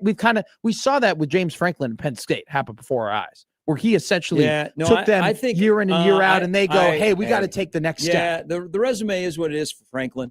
I think it's more than his resume. But you don't fire somebody that early and then to go through the embarrassment that they're going through. Sure. It had to be something of a culture clash where him and Pat Kraft did not come together, because you don't fire somebody that early and you're still looking for a head coach. Oh, God, yeah. No, I understand. Yeah. And I think Jimmy Sexton has a ton to do with that. But what I'm saying, though, is that to your point about you'll have teams that are just good enough with making the playoffs. I think eventually, if you make the playoffs over and over and over again, you'll have athletic departments being like, why can't we get over the hump? And you'll have some not great athletic directors probably get overzealous and think, hey, it's not about the coach, it's about the program. Hey, it's not about the guy who's doing the X's and O's, it's about me. And try and make a bad decision like Penn State. This thing has been an absolute disaster. I think this sport is about momentum. I think this sport is about momentum on the field that leads to off the field. Vanderbilt and Indiana are a prime example of they got the right coach, the right fit for where they're at, and they got momentum. And they have ridden that momentum. I mean, Indiana had a nice recruiting class yesterday. Vanderbilt's got some momentum. I think it's as long as the momentum leads to money. You're right. Like the reason why Indiana, I think, is going to continue the success is because their wins brought more donations, brought more investment into NIL. Vanderbilt the same, where their wins have brought more investment, more. I mean, they don't just get Jared Curtis by being pretty. Yeah, but you know what? Right? They made it when Cignetti was hired. They made a commitment. Now their commitment is going to ramp up. I don't know about that, because there's a lot of schools that are talking about retaining their coaches that are not winning, and they'll say, okay, now we're going to make a financial commitment. Sure, but if you What comes create, first, the wins or the money, or the money brings the wins? I think the wins bring the money, and then the money brings the wins. That's how I view it. That's how I see it. And I think it's mixed right now. Sure. Of like Wisconsin, for example. How come you weren't funding your program to support Luke Fickell? But now that he's on the hot seat, you're going to go, okay, now we will give him full resources. They're doing the same thing at Florida State. But I think Let's just say out loud, we don't have the current money to buy him out, but we're going to give him one last opportunity, so there's no excuses. So then the buyout lowers, and then we can get out of it. But I think that's just bad athletic departments being late to the money yes, party. That's why it's not always the coach's fault. Should they have been hired to the particular job? Do they fit with that job? And why don't we hold athletic directors with bad hires in the number one sport more accountable? I agree. Oh. I agree. And the fact that you can not make the investment and then hold somebody else accountable is a little ridiculous. Or make another hire. Sure. Or another hire. Or more buyouts. Jimbo Fisher and Brian Kelly. Pay him over $100 million each. Incredible stuff. Because there's always a Lane Kiffin around the corner you're one coach away. You're one coach away from changing everything. So you go get Lane Lyer. But you don't have to pay them $13 million off the rip, too. But somebody else will. We say that it's going to change. It's not going to change. We're in this cycle that we can't get out of. That's true. We are in the never-ending cycle of resetting the market. Hey, the NBA was in it. I can't wait to be a former college football coach.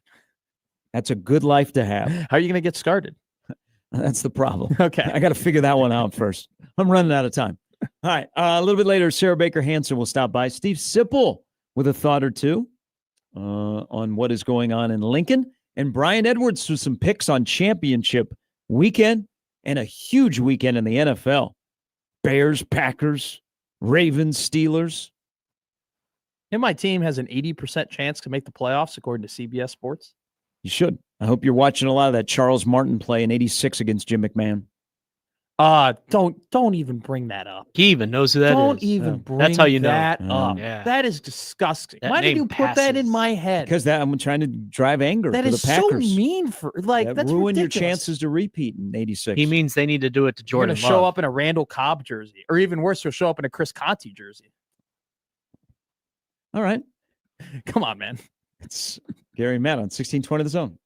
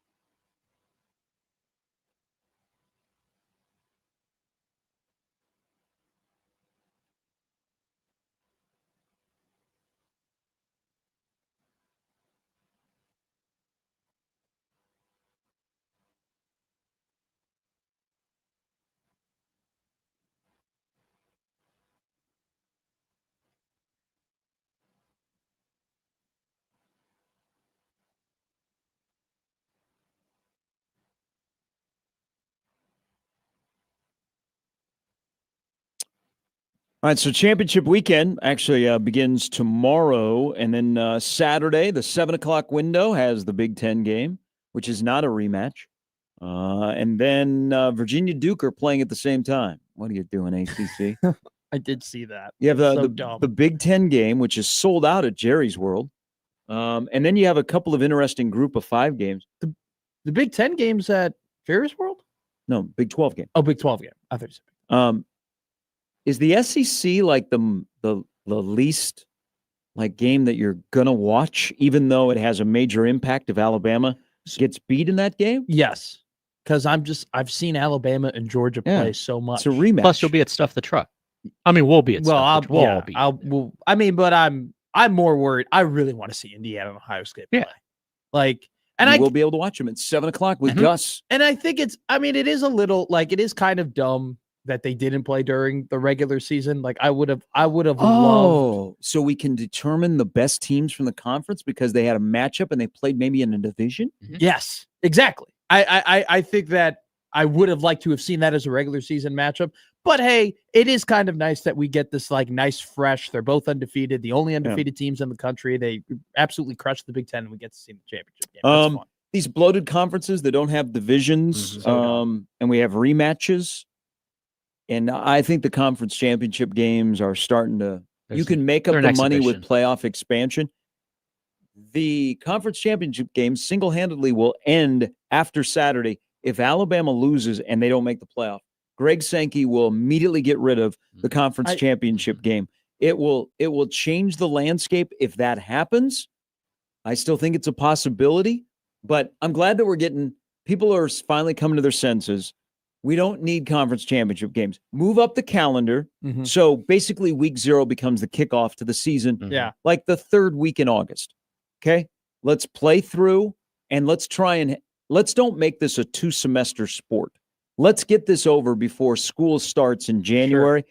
And ideally it'd be great to end it on January 1. You probably got to go a week later, but which is if fine. We can get rid of conference championship games, you know what? And people go, well, about the money, you know what? Playoff expansion will give you the money to make up the difference. Well, also too, how is Oklahoma essentially safe from elimination? How is Notre Dame safe? Well, I don't. Notre Dame is the villain of college football. That path that they get, that's nice. I don't know if they're necessarily safe because if BYU wins, then they kind of knock them out. And so they like that. It's contingent on that. But I was listening to a guy yesterday say that Texas Tech might fall out of the playoff. Stop listening to that person. I know. They would fall into a home game in Lubbock. But why is Ole Miss? Which would be better. Like Ole Miss is for sure. Like Ole Miss is going to host a home playoff game more than likely. But Texas Tech is the 4 seed, and now if they lose, who are you listening to? Greg McElroy. He said Texas Tech would fall out. He goes, there's like a 3% chance that if like things break a certain way. You got to add some context. Sure, you weren't listening to Leland McElroy? But still, I'm sure there is 3%, but you have to add some context when you're having this discussion. But still, the fact that is being brought up at all remotely because Texas Tech, who has been great this year, like they go ahead and they lose one game and they compete. Like, my point is this: why is Ole Miss for sure locked into a home playoff game when they are not able and had the opportunity to get to the SEC championship game? Why are they locked into a home playoff game? But then Texas Tech, who's had a great year and is going to play in this championship game, why are they not locked into a home playoff game? Because if they lose, because they're locked into a bye if they win. But if they lose, they could not have a home playoff game. That'd be ridiculous. No, they wouldn't fall that far. I don't know. I got losing no to clue. BYU. I mean, BYU would be in the playoff. But what if BYU blows them out? You know, then they play BYU on the road in the playoff.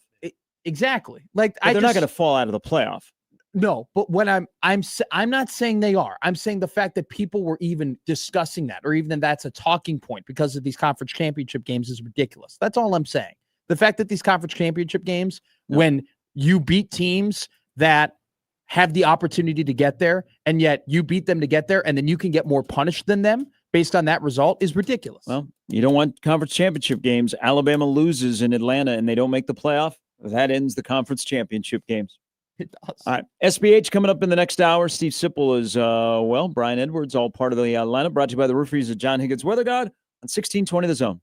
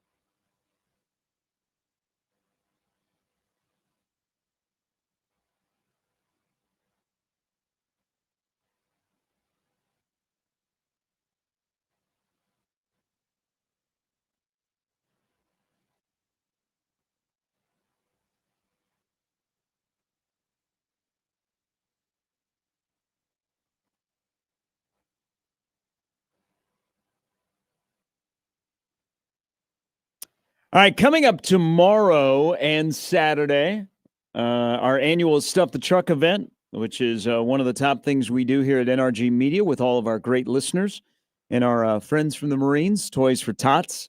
It is back. It is tomorrow and Saturday over at the Westwood Plaza. So last couple of years, we've had it in our parking lot here, but we're back at the OG location, 123rd and West Center. We see listeners of the show. Yeah. Thanks. Shout out Stan. Thanks to Woodhouse Chevrolet, Molina Healthcare of Nebraska, Westwood Plaza. We'll be there tomorrow from 3 to 6. USC will be broadcasting live.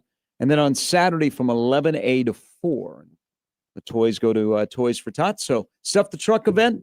You know the deets. There's more up on 1620thezone.com, but hopefully you can stop by tomorrow or Saturday. See your favorite personalities that will be out in the cold. Put You faces just to drive up, names. roll down the window. We'll take your toys. We'll put them in the truck. It's a great event. I'll be there.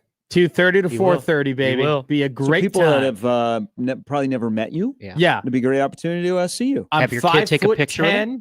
5'10". I'm white. That'll narrow it down. I have black hair. Well, I have In a Nebraska? beard that isn't fully grown in, but it looks better and It better as looks the weeks have been nice. going on. Stop. It looks nice. My trimmer is coming in on Friday, so it will actually be a little bit trimmed up. I would say my long nose hairs give me away, but Oh. that'll actually be cleaned up Okay. by the time we get we there. get to that point where somebody is seeing your nose hairs at the Stuff the Truck We event. were then doing so well. we got other things that are going on. But you show up, we got goodies. There'll be a lot of things you never know what you might get if you stop by Westwood Plaza, 123rd and West Center tomorrow and Saturday. Bud, we still love you. You're still our champ. Oh, Maybe we'll yes. see Bud. So yesterday, really weird story that kind of came out of the blue. Yeah. People got to pick their spots. Yesterday was signing day. Okay. All right. You got to, like today would have been a good day in the morning to release this, but the WBC has stripped Bud Crawford of his super middleweight title. Bud, you're my champ. I don't care what belts you have. I would say the majority of people that follow Bud Crawford, like from Omaha, Yeah. they don't know the alphabets of the belts that he has. He just They wins. just know that he's a winner. He's the champ. Okay. He has lots of belts and he likes to have fun. And he beat the snot out of Canelo Alvarez. So they took his belt away. Bud, you will always be my champ. But I'm glad that you stood up for this little racket that is boxing in terms of a donation. It's ridiculous. A It's donation. ridiculous. Um, What you just described, by the way, is the problem with boxing. Like what you just described of like, I don't even know what the WBC is, but all I know is that Bud's got a lot of belts, and the more belts that Bud walks around with, the cooler it is. so help me here. Yeah. Because you are a big boxing fan. So- I'm more of a Bud fan. So these Um, are, yeah. So this is nonsense. 2 months It's ago, stupid. he beat up Alvarez and he had the belt taken away because he didn't pay a fee. Yes. Basically a donation that I don't know if the WBC would actually make that donation, which is 0.6% of his winning total. Which is a lot of money, by This the way. is yes, it is. This is boxing because what he got 15 or 50. 50. Okay. Yeah, he got. I mean, I but can him and check, but he Canelo didn't got get it. the same paycheck. No. So but because Canelo, Bud won, he got yes. 50. Okay. Canelo was the A side. Let me look. You can look up his payout now. But this just follow along again. Bud 2 months ago, September, a little over 2 months ago. Wow, the fall flew around here. I was thinking that the other beat day. up we beat didn't up even have a Alvarez, fall. and then yesterday had his belt stripped from him because he didn't pay a fee, which is Yeah. essentially a donation. So it's like, you know what? I got all these groceries, and I check out at Hy-Vee, and when you're on the screen, Yes. it says, "Would you like to round up to the Ronald McDonald Okay. House?" No. Okay, That's a little and different. you say That's no. That's and way then different. Respectfully. That is so. That green light that is that on the is self checkout ridiculous. starts to go off, That is and the so people from dumb. Hy-Vee come up and they take your groceries away. That's kind Sorry, of sir. hey, in layman's terms, I think I just described this perfectly. No, you didn't, because you didn't win the groceries. You can keep all the right? bread. You didn't train your whole life, put your blood, sweat, and tears into going to Hy-Vee. Have you not and been going at through the the 90th aisles. and Center Hy-Vee I at haven't. prime rush hour? I haven't. There you not are been to some Gretna? rude people there. This is Okay, so, they go this that is- they don't know. They got no semblance of a plan when they're going up and down the aisles. They don't say, "Excuse me," when you're standing there looking at what you want to get, and they cut in front of you.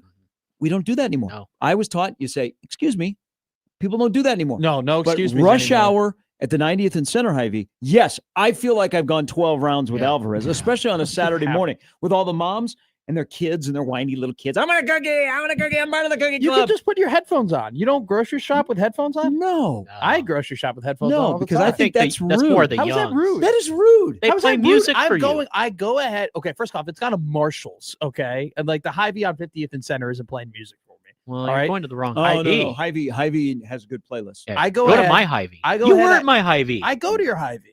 Well, you're 120th and No, 180th. 180th. The other, yeah. I go to the Hy-Vee. I put my headphones on. I go through every single aisle. I'm an old That's man. very rude. I go through every single aisle, and if somebody needs to talk to You me, shut I down conversation. I- What why- happens if somebody listens to the show and they say, Gary, like, the guy's A just lovely rude. young Gary, lady I that don't fancies want him. to converse with people. I at like the talking grocery to people. store, All right, if I need to converse with people at the grocery store, it's like, hey, where are the cinnamon sticks? You know, where can I find? You know, where's the Asian food section? He's you know, where do missing I go out. for that? Well, if you're on your phone, I mean, that's even worse. I'm not on So my. you're listening to music? Yes, you put. All right, listen to a I don't podcast. know Bill that- Simmons is telling me about the '86 Celtics while I'm trying to figure out They were what bottle, good. what He's been saying OJ it I for want. 20 OJ. Oh. No, orange juice, Oh. not I Simpson. thought you were listening to. No. I got you. Was it Cam Newton the other day that was talking glowingly about OJ? Yeah. Cam Newton's The guy from the talking Hertz a lot commercial? about a lot. Wasn't he the The guy guy from that was giving me fantasy football advice? the guy from Roots? Nordberg? Andrew Luck, why'd you do that to OJ? Hmm. Why'd you retire like that? So I just put it into Okay, so you know, so first off, Bud. no. Bud didn't pay the I- $300,000 WBC fee Wow, good after math. he won $50 million. That's great math. Yeah. First off, Was he Here's- not aware of it? Was he? no, he Did he- didn't. I'm going to tell you right now. So Nick Khan went on Ariel Helwani's show, the MMA Hour, which is the best show if you are an MMA fan to listen to, in my opinion. And Nick Khan went on, and he's the TKO. He's the president of TKO who put together Yeah. the Crawford and Canelo fight, part of the the part promoter, and basically said, look, this is ridiculous. The fact that Canelo Alvarez, a couple months ago, like you mentioned, proved that he is the best fighter in the world. He beat Canelo. He has the belt, and now he has to give money to go and keep his belt. That's stupid. So I think this wasn't, and I'm speculating here. I think this wasn't part of TKO saying, hey, if you don't pay, we got your back. We're going to promote you still. You're fine. You're a champion without the So they belt. they This is embarrassed dumb. him They, publicly. They embarrassed Bud. no, he by the way I clapped think, back. I think Bud embarrassed the WBC. I think a lot of people didn't realize that you have to give a donation fee or you have to pay to keep your belt. And I think there are But plenty he of is- people around so- fighting so who are saying this is dumb. This is him stupid. against WBC because I think he said so. He made a post. I mean, it's not like Bud's going to back down. That he has done this with the other organizations. Not paid the fee, but he has paid the fee. Yeah. Well, I think this is what I'm saying here. That like TKO, supports Bud, and TKO definitely is trying to take over boxing in a way and to make their own. Hey, we are the promotion, and we want fighters to fight with us and not the WBC. And so I think this is them being like, hey, Bud, if you don't pay the fee, we're going to support you. We're going to say how stupid the WBC is. I think Bud is embarrassing the WBC. This is almost as if Roger Goodell, knocked on the door of the Kansas City Chiefs and say, hey, you want to keep your Super Bowl trophy? Please give me, X amount of your revenue. Don't give him any idea. And then if the Kansas City Chiefs say no, we're like, oh, all right, we're going to take your championship away. You never won the Super Bowl. That's how stupid this is. So good Kellyanne for Bud. says 132nd and Dodge Hy-Vee is chill. Has a good playlist. Oh, we've also- been there. Yeah. Hey, also has some great fritters. Yeah. They got I great remember. fritters. Fritter Friday tomorrow. Only bad thing, it's a cell phone dead spot. Thank you to Jason. He is right. Our particular Hy-Vee at 90th and Center. You are so Midwestern and especially Omaha. Mhm. If you have your particular grocery store, oh, that's mine. So Love my Hy-Vee. Going there today. 90th and I'm Center going to is mine my today. Hy-Vee. Mhm. Jason's right. It is the combat sports. I You got the mixture of a lot of rich people that are in Yeah. there, Yeah. and then you got some good blue collar people, and they just clash. it's They just clash. They're Good fighting for the same Midwesterners. thing. so on Tuesday I had Plus, I got my guy Ralph behind the counter making sushi. on Tuesday Ralph, you get sushi from Ralph. What's wrong with Ralph? What's wrong with Ralph? Is Ralph a trained sushi chef? Probably you have to be to do that. Shout out Ralph. The way he rolls and the efficiency.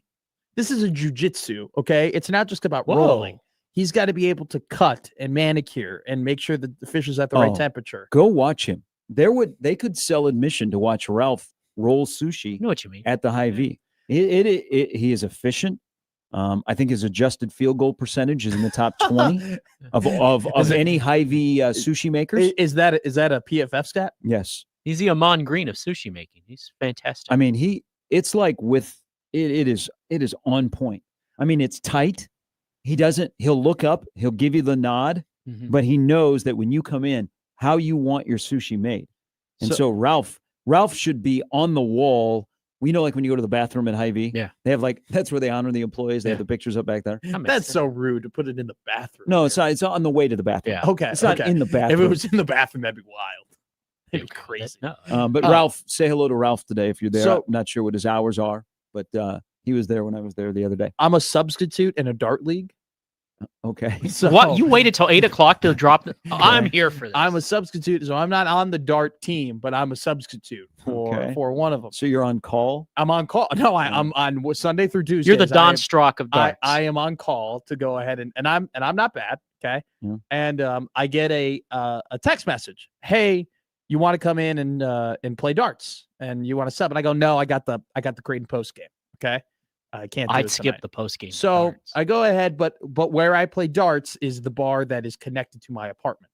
Okay. Nice. Okay. So I go ahead and I was going to get dinner from my apartment. So I had to walk through the dart league, right, on my way to go and getting my food. So I go and I pick up my food. I come back and my buddy, who's the captain, who, I sub for his Yeah. team, Mhm. looks at me and goes, "Hey, the champ's here."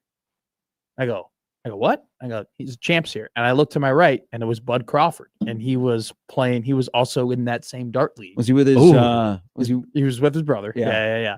Yeah. his brother has an interest in where you live? Yes, Yeah. very much so. I know, I know T. And so he was throwing, and I'm like, the one time where I say, because I always say yes to subbing in and playing darts, the one time I said no, I would have been standing right next to Bud Crawford. Could've the changed entire your time. life. Like, no, it would have just Yeah, been cool. The to- moral of the story is Everyone's don't got say a Bud no. Crawford picture. I could have gotten Oh, my yeah. Bud Crawford picture. Yeah, that's a So- good story. And now that high school basketball is starting tonight, you might run into the champ at a gym.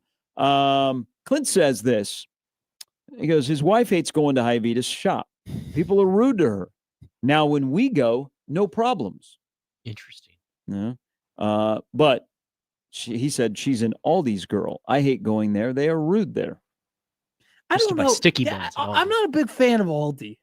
I know it's like the cheaper place, but I find my Oh, it's a well, cheaper no, place. I don't want to That's say pretty cheaper, but nice. it's like it's got more discounted items and stuff Yeah. like that. It's got more of a limited supply.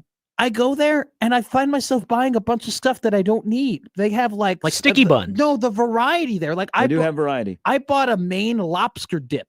All right, one time. Ooh. And pita chips. I don't need to have At a Maine, Aldi? At Aldi, it was great, but it's just like you walk in there and I have an idea of like, hey, I'm going to spend $20 to $25 here on my groceries, and I probably do that at Target and at Hy-Vee. I go to Aldi and I have that idea and I end up spending $55, and for whatever reason, I have pickled red onions, and I'm like, what Okay. are we doing here? And did you make sure that you get the box? The what? Well, you can't.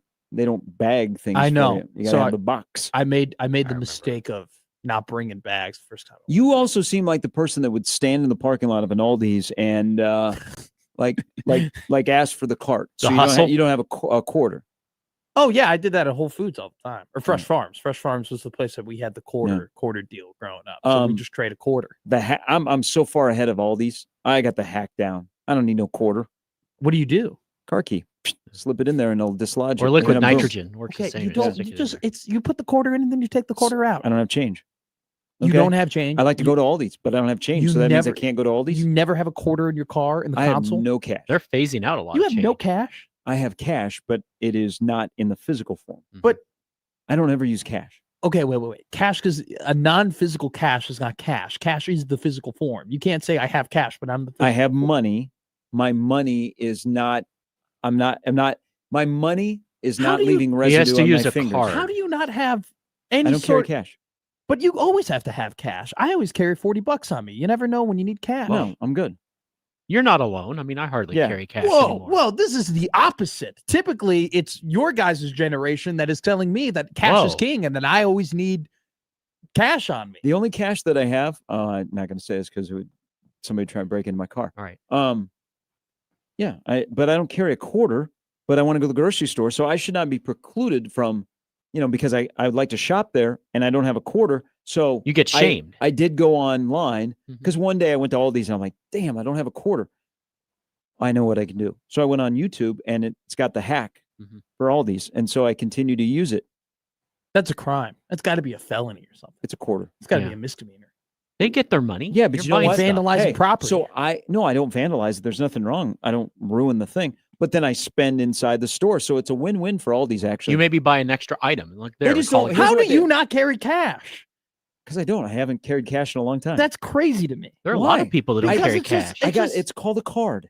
Yeah, but like there are what if you need to pay a cover at a bar? What if you're in a taxi and they don't Okay. take Venmo? I don't do either. I used to do that, and then I Okay. grew up, and I said I will not stand in line for a bar, and I will not pay a cover to go to Okay, a bar. what- I did that for 5 years straight, almost every single day when I was living in Lincoln.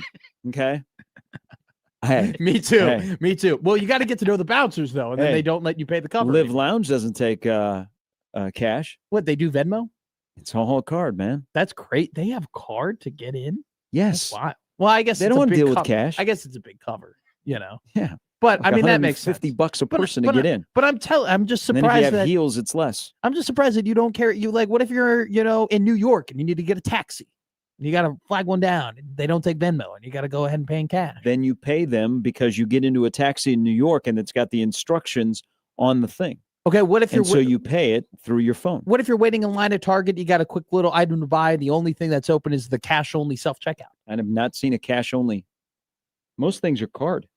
Some things are card only. Half the self checkout. A lot of people your age don't carry Yeah, I cash. don't- I know anymore. that's what I'm saying. That's why I'm surprised why Gary doesn't carry cash. I took don't- you as an old may- school type guy hey, that may- you always got a little bit of a wad on Maybe you. you're hiding something. Well, I go ahead and Maybe I you're have laundering. no. I'm not laundering. Oh, money. I've seen Ozark. Yeah. I don't own Breaking a Bad. club.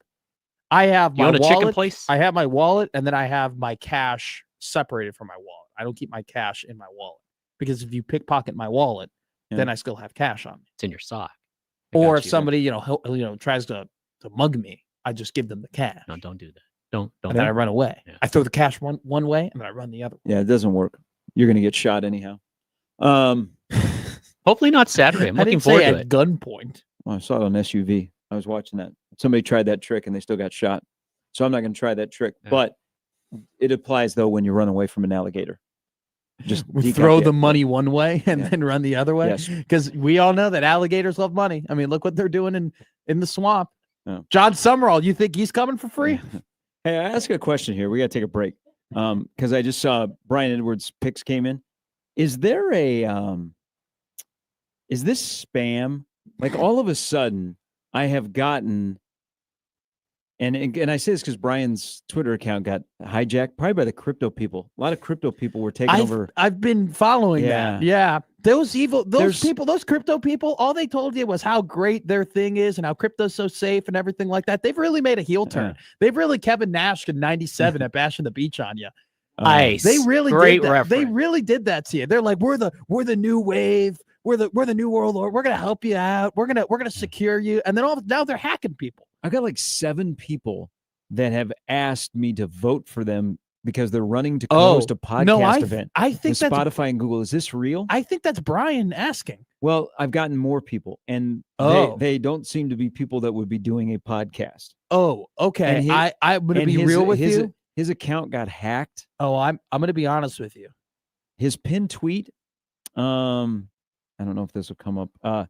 Hey guys, this isn't normally what I do. I'd post to an award this year. This made my big returns for real, and I'm grateful to Elizabeth in New York. Amazing Oh, opportunity yeah. of trading and earning from Bitcoin mining safely.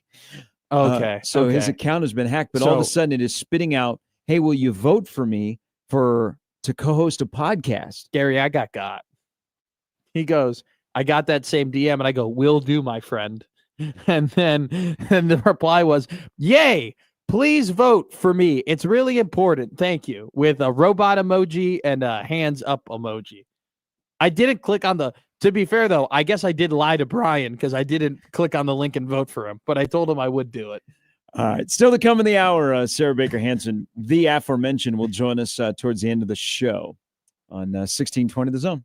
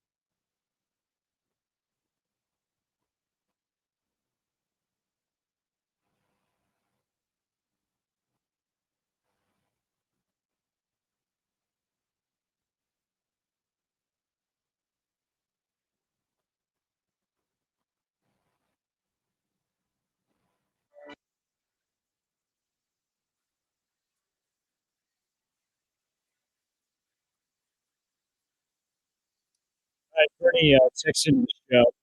So I do have some cash for emergency, like out. Going to a place that I need cash. So I had never been to Dinkers before, Where? and Dinkers, Never heard. popular spot. Good hamburgers, good atmosphere, good mixture of Creighton and Nebraska that go in there. But it only takes cash. So if you don't have cash, you got to use their in-house ATM, which has a little bit of a fee to it. So I think the first time Bernie and I ate there, I didn't know. This was the first time I'd ever eaten at Dinkers, and I didn't know it was a cash only. And I was like, I don't have any cash, and it was like the awkwardness of, well, they have an ATM right there. So you're thinking, hey man, maybe you'll pick up the bill. No, did not happen. Good for So there Bernie. are places where I do have cash, like you go to the house over on Ames. Okay, you finish up your bets, bet on a little high school action. Oh, sure. Yeah, they What? they ain't You taking bet parts. on a little what action? High school. You come on. You're not betting on high school. Why not? You never bet on high school athletics? No, Shout I out will for never Coach bet Woodard. on high school athletics. You watch before. Read the before- pamphlet, Gary. Before long, Poly Market and Kelshi will have high school betting lines. Like, oh my God, I'm hearing Cannon's out for Omaha North going Hammer Central. He jokes now, but Now, once he takes a People step, don't think I'm not joking. going to. It actually is real. Like that, you can bet on high school football in this town. That's why. you could have made a I killing. think or bet on everything in this town. You Look can. at you. Well, I don't bet on everything. I just bet on the horses and college football and the NFL and the UFC and boxing and Golf? and Golf and international hockey Yeah. and golf. And periodically I might place a WNBA. Pakistani bet down. cockfighting. you know? Well, you know what? They did have the German International Forklift Championships the other night. It was like world's strongest man. Yeah. Basically. That's not true, Bernie. Thank you. Which, by the way, too, a quick question: when you go to a restaurant and they automatically say it's cash only, don't Yeah. you think that place is awesome? Like, don't you automatically Oh, expect? like Peter Luger's. Yeah, you automatically. If Uh, they go, "Hey, this is cash only," I automatically expect I'm going to have one of the best meals of my entire life. Not here. necessarily because I go, oh, they don't want to pay the fees. Yeah. Stop. I'm Thinking, not going to go no, get cash. Don't think business guy mindset. Think this place has been around for 70 years. They've had the same recipe. They make the same 6 things. They've only make the same 6 things, and they're awesome at making those same 6 things. And so it's Uh. going to be awesome. Part of Bernie's text, we could rank the places that only take cash: Dinkers, bookies, casinos, drug dealers, strippers. Isn't there About a, right. Yeah. Isn't there a cat? There's a like Lisa's Cafe over in Lincoln It's a too, cabaret. or there's a cafe in Mm, Lincoln. Well, there's Lisa's Radio Cafe here Yes, in Omaha. They take card. I know that. You're talking about Virginia's? Virginia's. Okay. They a little only bit take different. cash. That was great though. I enjoyed Shakers took cash. Which Shakers? It was a place. Okay. I went to Lisa's. I took that one girl on a date there.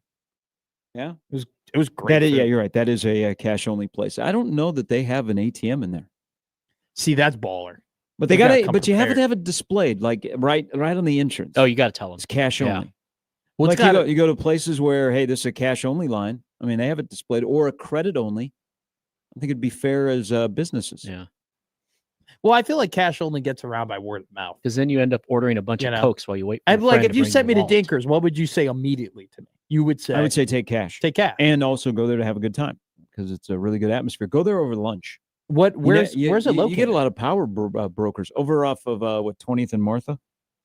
Oh, that's right over by me. That's Yeah. south, I right? think it's Martha. Let me look up the exact address. Is that south? I don't That's know what the south, correct? address is, but it's off of 480. Is Martha You south. can't miss it. Martha south, right? Hold on here. You live here. Yeah, this is Yeah, your so neighborhood. it's South You- 29th. I don't know why I said 20th and Yeah. Martha, but I think isn't it? Yeah, it's right off It's right by Martha. 480. Yeah, I'm it's right right over by there. Martha.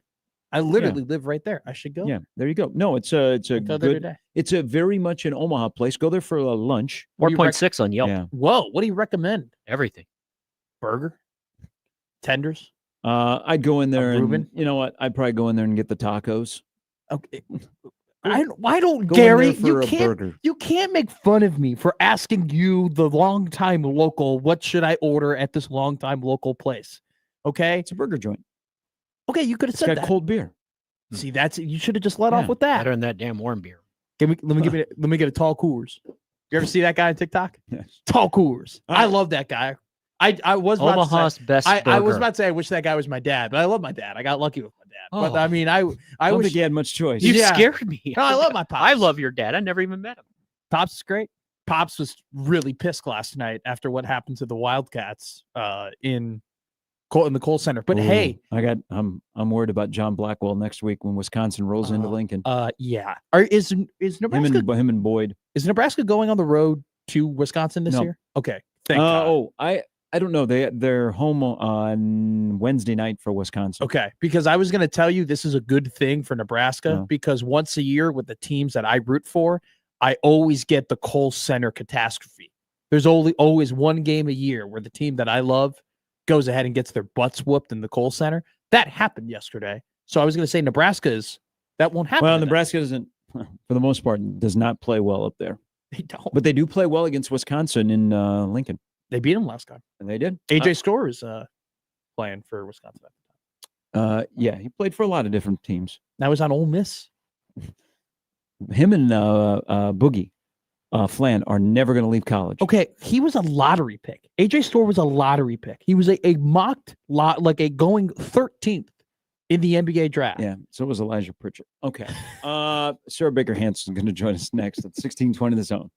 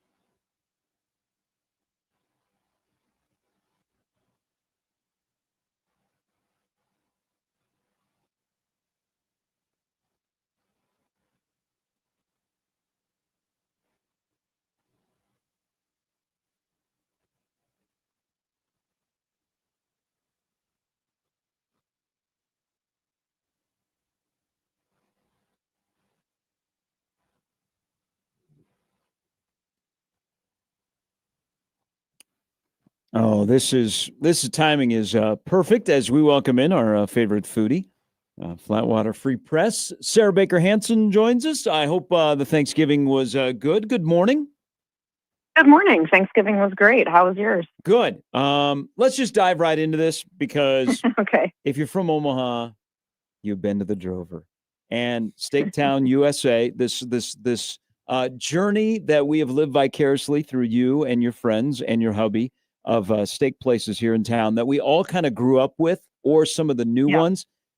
All right. Did you get a little sentimental going back to the Drover to do it for this story? I think you can tell that I did. Yes. And I'm okay with that, honestly. This I is just can't believe we're Yeah. already here. It feels like we just started. now. Did you leave the Drover for last? Was that intentional? I did. Okay. Yes. All right. That makes sense. Yeah. Yeah. I felt like, the very first story, if you remember way back in January, that I wrote was about Jericho's, where Yes. it was kind of where I went when I was a kid with my family on my birthday, which, my birthday is right around the corner, and Yeah.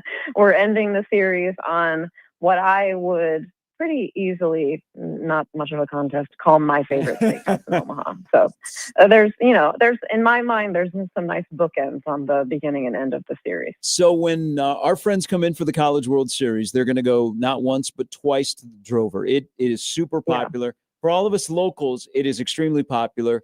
I like Yeah. to go there for lunch. But the first question, and maybe this is obvious, there is a lot of competition for steakhouses. There are the old Yeah. school families that you grew up with in your neighborhood, and then there are some really high-end new places. Yeah. How has Drover been able to last? Because they're not in a location that everybody drives by every day. You kind of have to No. go seek No. it out. But they've been open for nearly 50 years. How in this Yeah. world have they been able to live that long? I think what's really I think what's really interesting about the Drover, and I think why I chose, other than personal reasons, to have the last story in the series be about Drover, is that it kind of does both, right? Mm. Like, it is a type of place that, like you said, locals love. I've been going there my whole life, and I know I'm far from the only person who can say that about this restaurant. It feels comfortable. They understand that part of the experience of dining out is this kind of really difficult to hit balance between feeling comfortable and also feeling special. And I think they just nail that. I think they do such a good job of that. And on top of it, they don't serve the most expensive beef in town. They're not, serving certified Piedmontese or Wagyu or anything like that, but they are serving some of the most solid, mid to high end prime beef in the city. And I feel like the whiskey marinade, which is sort of their signature item, which I write about in the story today, really puts an exclamation point on that for a lot of diners, and really, takes a steak at the Drover to a different level, or to a level that it gives it a flavor that people just really enjoy, myself included. And so, I really do think that it does both. It's both high end to a certain degree, but still comfortable and not at all intimidating, but still makes you feel, like it's the type of restaurant lighting that makes everybody look good. You know what I mean? Yes, You just yes. feel like your best self when you're there. And I think that's what draws people, when they're visiting Omaha from the College World Series and for the Berkshire Hathaway, annual shareholders meeting, and for lots of other events. And they feel that too. Visitors feel that. And I think it's really become synonymous with what dining in Omaha is about. Sarah, we're in sports radio, right? And so we always talk about, this has a big game feeling, right? This is, Yeah. a big Mhm. game when you're in one. But I feel like the same thing can be said about when you're eating at a restaurant, right? There's some Yeah. restaurants you sit down at and you go, whoa, this is a big moment for me. This is going to be a Yeah. big meal for me, right? I know I'm going to, This how is do a you, special one? exactly. How do you create that atmosphere? Like, how is that years and years and years of just consistency and hard work? Or do you think it's possible for modern restaurants to open up and immediately capture that kind of feeling? I think it's possible. I mean, I think I've seen it a few times, but I mean, we're talking a very few times Yeah. that that a restaurant can nail it to this level. And I think, I mean, similar to Johnny's that I wrote about last month in the series, it's been owned by the same family for the entirety of its existence, right? And the current owners are the two daughters of the founder. Again, similar to Johnny's, run by two sisters. And I feel like these two restaurants in particular, or these two steakhouses in Omaha, the family cares so much about the restaurant. They live and breathe it. It's their passion. They want it to be one of the best places in Omaha, and they work hard to keep it there. And they say in the story, they're just happy that people still care about it, and that 50 years later, it's still relevant. But I think there's a lot of work that goes into that. And Johnny's, survived the pandemic, of course, which a lot of places didn't. And they also had a fire which closed the restaurant for almost a year in 2018. And they survived that too.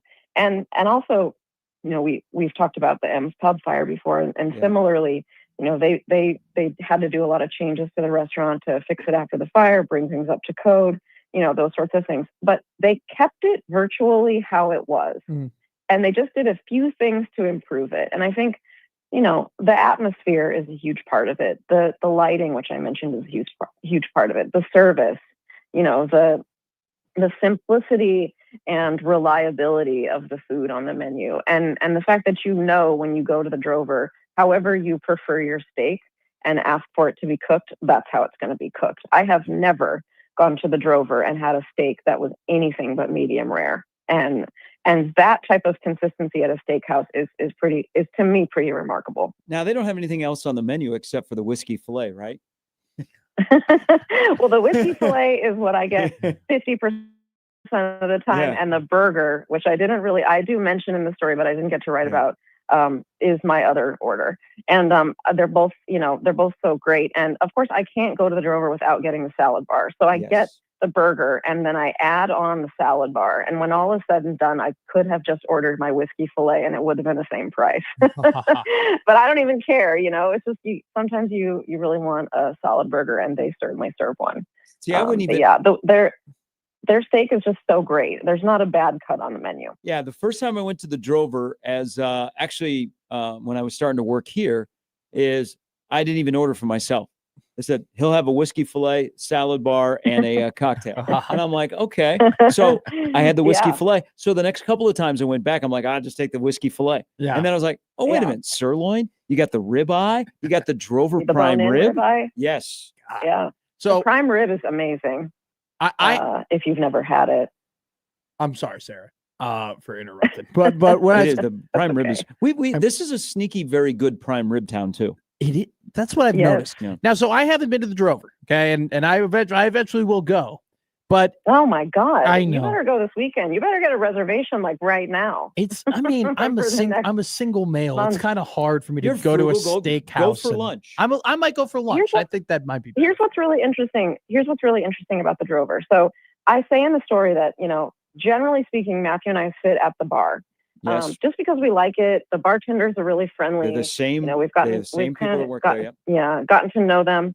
And I will tell you this: there is almost always, every time we are there, at least one, sometimes two or three single guys eating at the bar at the Drover by themselves. Okay. And I always think to myself, that is so cool.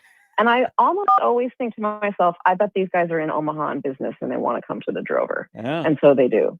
And so you would not be out of place at all if you went to the Drover, sat at the bar, and ordered, whatever you want, really. Sure. But yeah, I mean, that's a very common occurrence at the Drover. And that's something that I don't see at a lot of other restaurants in Omaha unless it's attached to a hotel. I do feel like those I don't know. I never asked them, but my assumption is that they're here on business and that they just really can't come to Omaha without going to the Drover. Well, it's funny because I've been doing a thing called Treat Yourself Friday, where I just go on a Friday and I have a very nice dinner. I went to Cohen, like you suggested. I had a lunch there. by myself. I went to Jackson Street Tavern in the Old Market, and I had a call. spaghetti bolognese with a nice glass of wine before an Omaha Maverick game. So I guess now you've pressured me into going to the Drover for my next treat yourself Friday, which is tomorrow. Well, I promise you that's going to pay off. But I gotta ask you about this because, look, and I think it's because of COVID.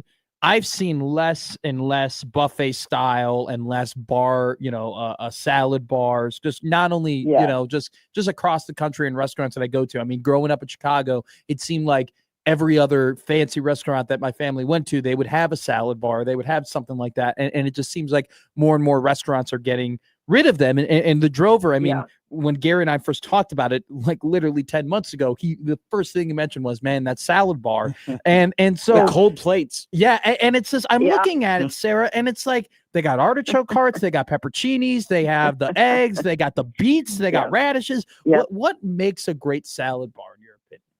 Well, I heard the word cold plate in the background. And to me, that is a game changer for a salad bar. You go up to the salad bar, you pick up your plate, it's metal, and it is ice cold. And then you put your food on it, and it's a cold salad bar, obviously. And I don't know, it's one of those touches that, number one, it only exists at the Drover. It's like Drover specific. And number two, like everything else we've been talking about, it's just a thing that they do that elevates the experience. You can tell that they put some thought into this. And I don't know, I just love that. It's like resonated with me literally my entire life. Like I remember as a teenager meeting my dad for lunch at the Drover, or him taking me to lunch for the Drover. I was in college also. I was an intern at the company where my dad worked, and sometimes he would come down to my desk and ask me if I wanted to go to the Drover, and like I was going to say no. And so, we would go, and I remember those cold plates and that salad bar just being so cool to me. And the cool fact about that salad bar is that it was actually there before the Drover was the Drover. So initially the Drover was part of a franchise chain restaurant in the 60s called the Cork and Cleaver. And the original owner was a co-owner of that, bought out the franchise and turned it into the Drover in 1977. And so, that salad bar, the owners now are pretty sure was started in 1968, which would have placed it right in the sort of heyday of the start of salad bars and buffets. And so they think perhaps it was the first salad bar in Omaha ever. Oh, wow. And so I love that little piece of lore about it.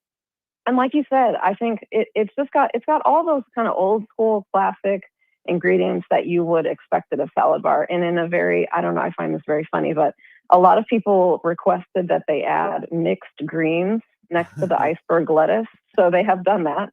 And then the other big thing that diners requested to be on the salad bar was shredded cheese. So they've added that. Oh. But I will say, when you go to the Drover and you get the salad bar, at the very end of the salad bar, on the top, there's like a little bowl. And in that bowl is kind of rough, cracked peppercorns. And I for many years, I didn't even really see them.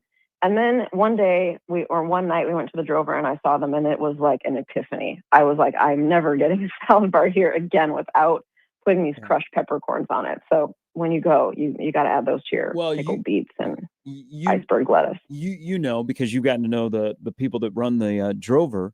When Daryl Lisey, who used to be the manager of the Drover, opened his own place at Legacy Chop House, and there's a lot of similarities of how much they pay attention to the beef and they go for the high quality beef. But one of the things that Daryl said is, we are going to have a salad bar. So just like the Drover out at Legacy Chop House out of West Center, they have a salad bar as well. So that shows you how big that salad bar is. That's impressive. Oh yeah. I mean, I think I don't know what the math is. I know the math for me is that I have gotten a salad bar 100% of the times I've gone to the Drover. I've never ordered soup, because why would I miss out on what I think is the best salad bar in Omaha? It's so fun. It's so fresh. All the ingredients on there, again, they take care with the ingredients. Nothing ever is off or funky looking. There's no brown lettuce. I mean, the salad dressings are all really sort of like, when you think of what Dorothy Lynch or what Thousand Island or what ranch tastes like, it nails it. And I think that is really a huge part of the longevity of the Drover and why people continue to love it so much. This is all part of, as it's a wrapping up. It's been a year-long project for Sarah. Steaktown USA. You can find this review and other reviews at flatwaterfreepress.org. We have a question from a listener here. This is from Matt. He goes, what is the best Indian restaurant in town? I moved to Omaha 10 years ago and have yet to find a really good one, but I'm sure that there is one. Yeah. I would tell Matt that he should check out Kenara, which is in Regency. And if you Google it, you'll see that the chef there, his name is Ashish, he is cooking some really delicious regional specialties from the Kerala region of India, which is where he's from. And I think he's just doing some of the best, tastiest versions of Indian food that you'll be familiar with, as well as a lot of dishes that are his own family recipes, like his grandmother's curry and some of his mother's recipes. I've been there with lots of people, including the entire Hansen family, and everybody loves it. So I would say if you haven't been there, that's where I would send you. I really enjoy it. That is a ringing endorsement. Hey, we've enjoyed the Steaktown USA journey, and I know you're on. Now you're on to the next project, right? I am. Well, I have one more story, which we can talk about in 2 weeks, which is going to be compiling all the rankings of all the steak I ate this year. And so not just the steak, but all the potatoes, all of the cocktails, everything. And so, I think we're going to have the definitive answer in 2 weeks on what was the best steak I ate in 2025. Well, last time I had you on, you wouldn't give us a hint on what your next big project in 2026 was going to be. Can we get a hint? Can we get one hint? Yeah. Okay. I can give you a couple words, but I think all I have to say is bracket, and what I will be working on in spring 2026. I like it. Thank you. Going to be back. We've got a really cool idea. I cannot wait to tell you guys what it is. That is fantastic. Hey, we're all big fans of the Drover. This was spot on with everybody that has grown up in Omaha that has eaten at the Drover. Nicely done. Appreciate it as always, Sarah. Thank you. Talk soon. That's Sarah Baker Hansen. You can find it on flatwaterfreepress.org. Don't you owe us lunch at the Drover? No, I don't. That's how I know the Drover. Isn't that back from in January? No, I don't. I do. Next week's the 1 year anniversary of the show. What better way to commemorate? Are we going to do anything? Are we going to do anything for the 1 year anniversary of the show? Okay. Light something on fire in the parking lot. Hopefully to get a second year. Isn't this the Georgia Notre Dame bet? No. That's the $100. That's the fine. I said tummy on the air, and you fined me $100. This was the Notre Dame Indiana bet. I bet that Indiana would beat Notre Dame, and you said Notre Dame would beat Indiana. What did we specify do? What year for Notre Dame was going to get shut out? Oh, I just got embarrassed. Oh, yeah, it was just public embarrassment. All that was. Well, we'll go and pay off the bet at Drover. Okay. I thought you were going to say we're going to pay off the public embarrassment bet. I'm like, that already happened. All right. Last hour upcoming. It include Steve Sipple. What does he think about what has happened in Lincoln to begin the week and what may happen next? We'll do that. Also, Brian Edwards with his different Twitter account will join the show on 1620 The Zone.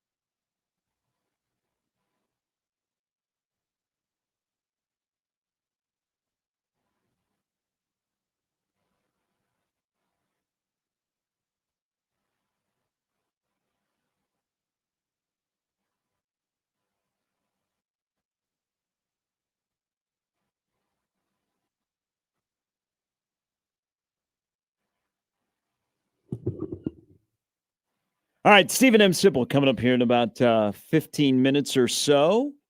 Will Penn State have a football coach by then? Highly unlikely. What a disaster. Why? What if Brian Kelly ends up in State College? What if they make a smart hire and Jason Eck, despite signing the extension in New Mexico, is at Penn State? Did you read the most recent? There was good a coach. Barstool article about Brian Kelly about how there's just a bunch of more wild stories He's not a coming nice out guy. about. Well, there's now another story where he basically neglected recruits while he was at Notre Dame.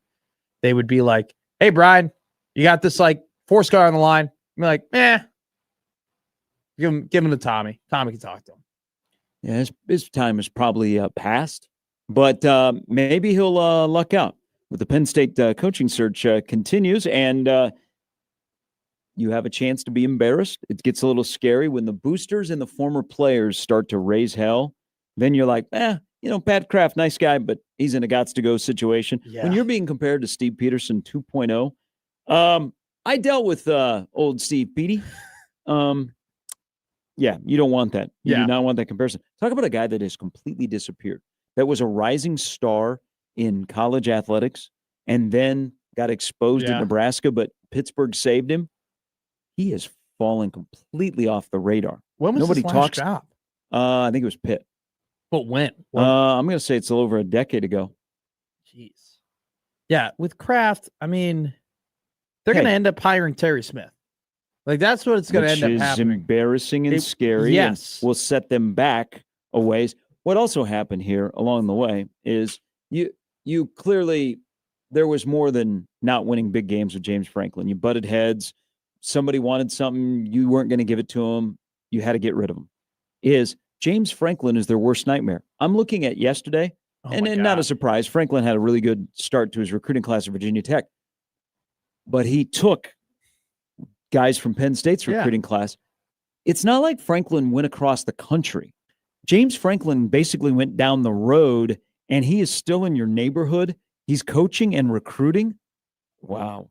Well, James Franklin 1, Pat Kraft 0, post-firing in October. Virginia was a mainstay for Penn State over the last couple of years in terms of recruiting. And even if you were to keep Terry Smith and some of the staff and all that stuff, they would still want to go back to Virginia and go and recruit there. And now you have to, recruit against the guy who practically owns that state now. And you're right. It's not like he went to UCLA or he went to Michigan State or anything. He went, Blacksburg is 8 hours away, 6 hours away, something like that. I think that this is, we learned if we've learned anything in this just coaching carousel cycle with college football, it's don't mess with Jimmy Sexton. Okay. That's just number one rule, right? Be nice, be kind, don't invade Russia in the winter, and don't mess with Jimmy Sexton. Those are just rules to live by. I probably the latter I will probably never do. You better have a good running game if you invade Russia in the winter. Jimmy, you better dominate the truer words have line ever of been scrimmage. spoken. Yeah. Yes.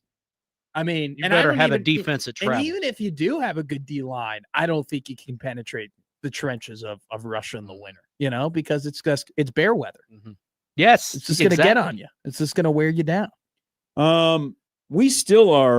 We're still almost a month away from the twin-engine turbojet that was on the tarmac at the Northwest Arkansas National Airport in Fayetteville.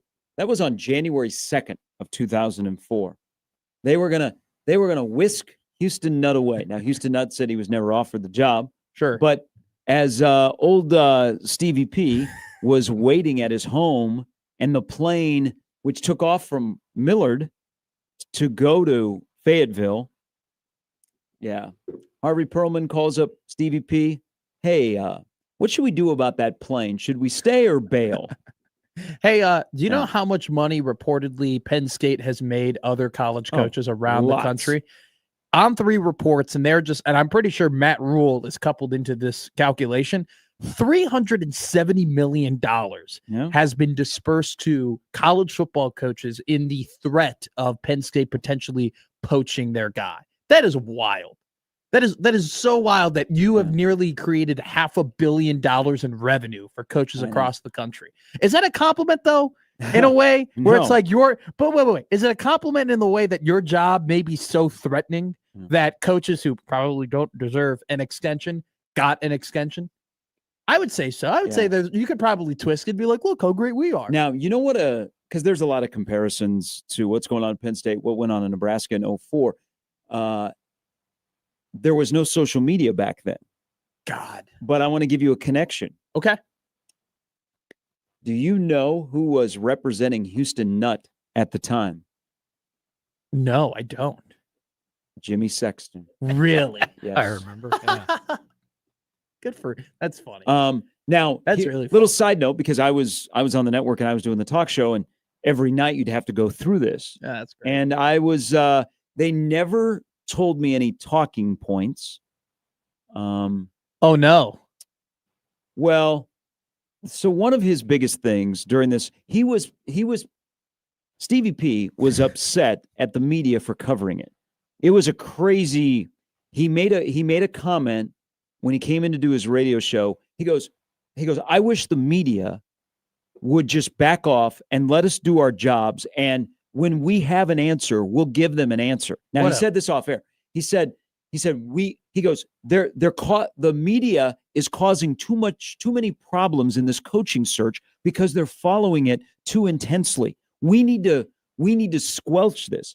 And I don't know if he was talking to us during a break to like, hey, on the air, but they had a plan. So they were going to bring Houston Nutt in town. Mm-hmm. And because the media was camped out at the Millard Airport and they were camped out in Lincoln at Duncan to check. And Sure. Everybody knew what the Nebraska plane was.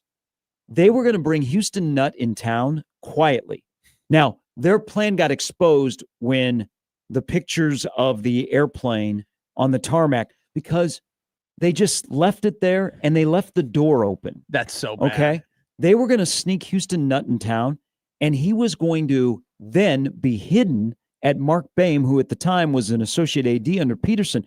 They were going to hide him at his house and then let everything proceed. And then they wanted to break the story. That was another big thing. I remember him saying, he goes, when we announce our coach, that'll be us announcing our coach. Oh, we wow. do not need media breaking the story on who the coach is. I guess it's trickled down from generation to generation of Nebraska football. Wanted to break their own story. It's funny. So you've told me on and off air, like these stories about Steve Peterson and like that head coaching search. And I've had other people, because like when I got basically indoctrinated in Nebraska football history, the first thing I learned about is 94, 95, 97. Then you learn about Bob Devaney, and then you learn about the coaching search, right? After Frank Solich. And I'll ask you this question. Do you think anything in terms of coaching searches will ever top that? Because the way that the people talk about that, and I'm like, yeah, like I coming from the fan base that I rooted for, the team that I root for, coaching searches happen all the time. Like every 4 years, the Bears were going ahead and getting, whether it be John Fox or Mark Trestman or Lovey or whoever, right? But like, I don't think enough people understand that Nebraska had never really gone through a coaching search like that in 40 years, 35 years. Yeah. Like that had never been a thing of like rumors, tea leaves, planes. Where's this guy go? You hear about it, right? Yeah. And you follow it, but like that had never happened in this state before. So I imagine just not only the craziness and the hecticness of it, but the unfamiliarity of like how to cover it and like where to be and what to look for. Like, unfortunately, now we're very familiar with it. So but back then, I imagine it was like the wild, wild west. Hey, that whole stretch, I became like Bo Pelini and I were tight because Bo was going through it. Because shortly after Frank got fired, they gave Bo and Turner a courtesy, like, "Hey, come to my office." And Bo was like, "This." He was like, "This is a sham." Yeah, he goes. They weren't interviewing him. Yeah, but Bo's plan was to get the players to rise up and support him, so there'd be so much pressure that Bo would have to be hired. So, I went with the team to San Antonio to the Bowl game, the Alamo Bowl. Oh, okay. But we left like before Christmas. Fun time. And so it was down there, and Bo was on one. Like the players were all, "We want Bo, we want Bo, we want Bo." I remember. I mean, it culminated with Bernard Thomas and Jamal Lord, basically telling everybody to come back to their hotel room and party. And they gave, so on the mic in the Alamo Dome, when they were interviewing, when they were giving like awards. Yeah. It was Jamal. Yeah. It was either Jamal or Crunk Juice. They said, "Hey, we're having a party," and he gave out his hotel room number, Really? and it was the hotel room number. That's awesome. Hey, Hey, was it a great party? out of control. Lots of cake and ice cream. Out of control. But Greatest so- party, even better than the Live Lounge. Little karaoke. Yeah. But But just a couple guys having some brews. That's all it was. So Bo had this plan in San Antonio. Not only was he going to get the team to start publicly talking about Bo should be the next head coach for the 2004 season. Peterson didn't come down with the team. But then he got to San Antonio and Bo demanded a meeting. He said, "We are meeting now. I need to know where this is going." Mm-hmm. And from just Bo's, I only got one side of the story. Not good. Oh, I Not good at all. So the game is played. Come back to Lincoln. Bo finds a suit, puts it on, goes and meets. He said it was a sham. He said they just gave him it as another courtesy. Sure. Boom, they're on, and Al Saunders is offered the job. Houston Nutt. There's Mike Sherman is involved. Who else? Dave Wanstedt was mentioned. Wow, really? Urban Meyer was mentioned. Yeah. But Urban Meyer was afraid that he wouldn't be able to bring his own staff. See, that's funny. And then we ended up with Bill Callahan. Dave. And then I was given a list to have Callahan on Sports Nightly, and these were things I could, and these were the only questions I could ask him. They didn't let you, like if you wanted to ask him, like, Nope. I was given 4 questions. How did you feel about that? Probably Probably not too great. Well, I was told not to report that they were at the Knowles Country Club having dinner, that Bill and his wife were with Steve Peterson and his wife. You ask him about Barrett Robbins before the Super Bowl? That could have been on the table. That could have been on the table. I did not. So, yeah, I think the Nebraska situation, and people would have been onto it if we had social media, but it was a laughing stock. Oh, yeah. And you could say that it set Nebraska football back, but it was embarrassing. And we didn't have the portal back then. Sure. And the recruiting class was still pretty strong. And the recruiting class also didn't sign until February. So Callahan had been on the ground for a month. So he had a staff, and that was a really good recruiting staff. But man, that whole thing, that was crazy. So some of the similarities at Penn State, but I think Nebraska's pursuit tops it. It's funny. The alternate universe of Dave Wanstedt being the head coach of Nebraska. This is incredibly funny to me. Talk about a guy who stretched out a media career in Chicago. Good for Dave. Yeah. He's made it's not like he's nowhere near close like the next most notable fired Bears head coach ever or anything. Like he's probably like 4th on the list. And yet he has been able to stretch out, just being everywhere on TV all the time. So good for him. You talk about it setting back Nebraska. This is going to set back Penn State.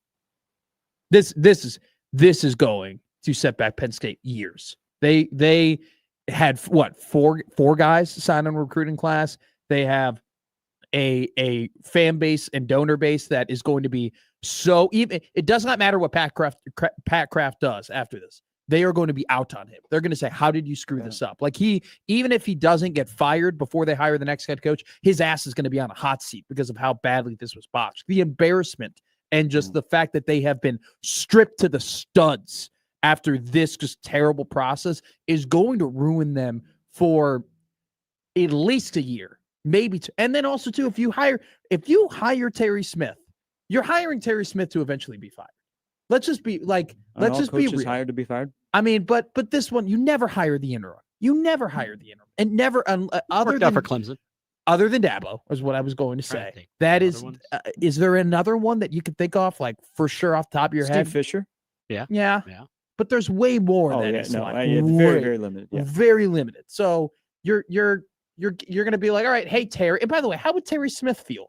Hey Terry, here's the laundry list of all of the guys that we tried to call to hire instead of you, and we couldn't get any of them Yeah, because you'll we do. botched this whole situation. I guess we're gonna hire you now. What if Terry Smith says, you know what? Screw that. I'm going to Blacksburg. I'll be his DC over there. I don't know, man. That'd be tough to turn down Penn State even if you're like I the sixth or seventh choice. I know, but still, wouldn't you feel? I would feel embarrassed. I'd be like, Yeah, but really? there's a lot of places where that's not your first choice. This, unfortunately, is very public. So you're like, okay, am I Brahms, Taki? Yeah, you'd be going through. You'd be going through so, like yeah. 5 different guys. DeBoer, they kicked the tires on Kalen DeBoer. Like they kicked the tires on everybody before they got to Terry. Oh. And all Terry said was, I want to be the coach. I want to be the coach. I'm a head coach. I love this place. Championship expectations with no championships. Steve Sipple has gotten many championships. Look at his man cave. A lot of awards there. A lot of silver gloves. I tried boosting him. I'm like, hey, Sip, weren't you a gold glover? And he's like, I was a silver glover. You can lie. Just say you're a gold glover. What did Brian Scalabrine said? In 30 years, I'm going to tell my kids that I was starting for the Celtics in 2008. Yeah. Man. When Bo got done with his meeting in San Antonio. Oh. Yeah. That's fine. Those are good times. Good times back then. But that is, 22 years ago? And Jeez. is Nebraska still paying for it? No, they're paying for other things. They've made other mistakes that they're paying. Sip, who covered that, will join us next on 1620 The Zone.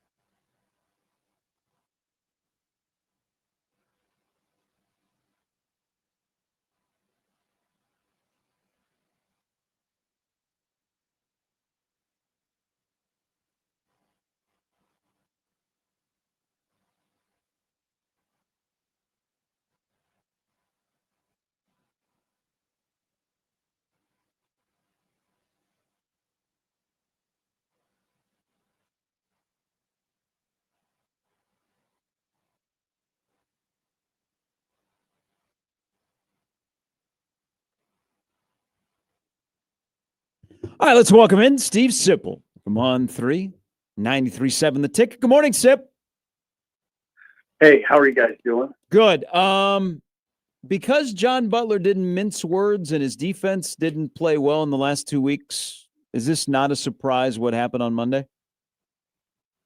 Because what now? Not mincing words. He might have been way too honest publicly about his Matt own. Rule? No, John Butler. I mean, is that why? Well, I mean, there's a couple of I things think like. there's more to it. Well, I think there always is more to it, but just off of yesterday, I mean, the way the season ended did not help, but also maybe some things about your roster that you said publicly that are usually kept privately also added to the pile that was building up. I think that added to the pile. I think what he said, I think what he said privately was a bigger matter, actually. I think I mean, it's not a stretch to think when Rule after the Iowa game said, I can't be around toxic people. I think it's pretty safe to say that he was making reference to John Butler. And then, based on some of the stuff I heard about the Iowa game, what was going on, sideline locker room, it wasn't good, and I think that was probably sealed John Butler's fate. What do you make? So yesterday, and you've been to all these press conferences, and Gary and we've done a good job of keeping up with them and going to them and listening to them. And yesterday, it struck me, Sip, when, and I want to pull up the direct quote here because I want to make sure I get this right. When Matt Rule was talking about Dylan Raiola, right, and he was talking about him going through his injury and recovering from it, he said, and I quote, "This is year 3 coming up for him, and he's got to become the quarterback that we all know he can be." And then eventually he goes ahead and he says, we're anxious, right? He used the word anxious for him to take that next step and to be the quarterback, not only that he can be, but frankly, that they need him to be. I mean, that's the first time I've really heard Rule say anything other than Dylan's great and Dylan's awesome and Dylan's, playing his butt off and he's become a great leader. That was kind of one of the first times I've heard Rule kind of press the matter of, look, Dylan's got to improve and Dylan has to get better. Do you read into that at all? No, it's an astute observation. I think you're exactly right. I hadn't heard that tone or that sort of line of that kind of discussion from Rule about Dylan. And I think a lot of it is I think a lot of that maybe it's just at some point you kind of take off the kid gloves and say, okay, now you're grown. And this is, there's a level of accountability that is on you too. I mean, we have to listen, it's a reciprocal relationship that if you're Dylan, you expect a level of competency from the staff to develop you into the kind of quarterback you think, but also you have to take the right steps. Sure. And so it's never a one-sided conversation when it comes to development. It takes both entities, and I think that's what a lot of that comment was about. And I think it makes sense. I mean, I think it makes sense mostly because Dylan will be a junior. Sure. He's not a rookie, so to speak, anymore. Mm-hmm. And so you bring up, and I like the term, taking off the kid gloves. But do you think maybe they're taking off the kid gloves a little too late? Because when Dylan got here, he was the highest rated recruit, and Nebraska was incredibly thankful that he was going to come here and he was going to commit to them, and they catered to him, and they said, "Thank God you're here." They almost were like a guy who looks like a 5 dating like a 10, right? They're like, "Oh my God, I'm so happy that you're here. I'm so happy that you're my girlfriend." And they gave to him and said, "Okay, hey, we love you." And then now they've taken off the kid gloves, like you say. But wouldn't that kind of potentially create a rift or a contrast in that relationship if out of nowhere now you're like, "Hey, dude, it's up to you"? Oh, I don't. No, I think you're exactly right on the first half. If you would have stopped that, are they a little late? Yeah, they're a little late, in my opinion. in doing that. They should have been driving him as hard as they not. I don't know. I got to watch it. I mean, I think they drove him, but they drove him to improve. I don't think that wasn't going on. I want to be respectful to Dana and Coach Thomas and Coach Rule, but I think there could have been a little bit more of a hard drive. Yeah.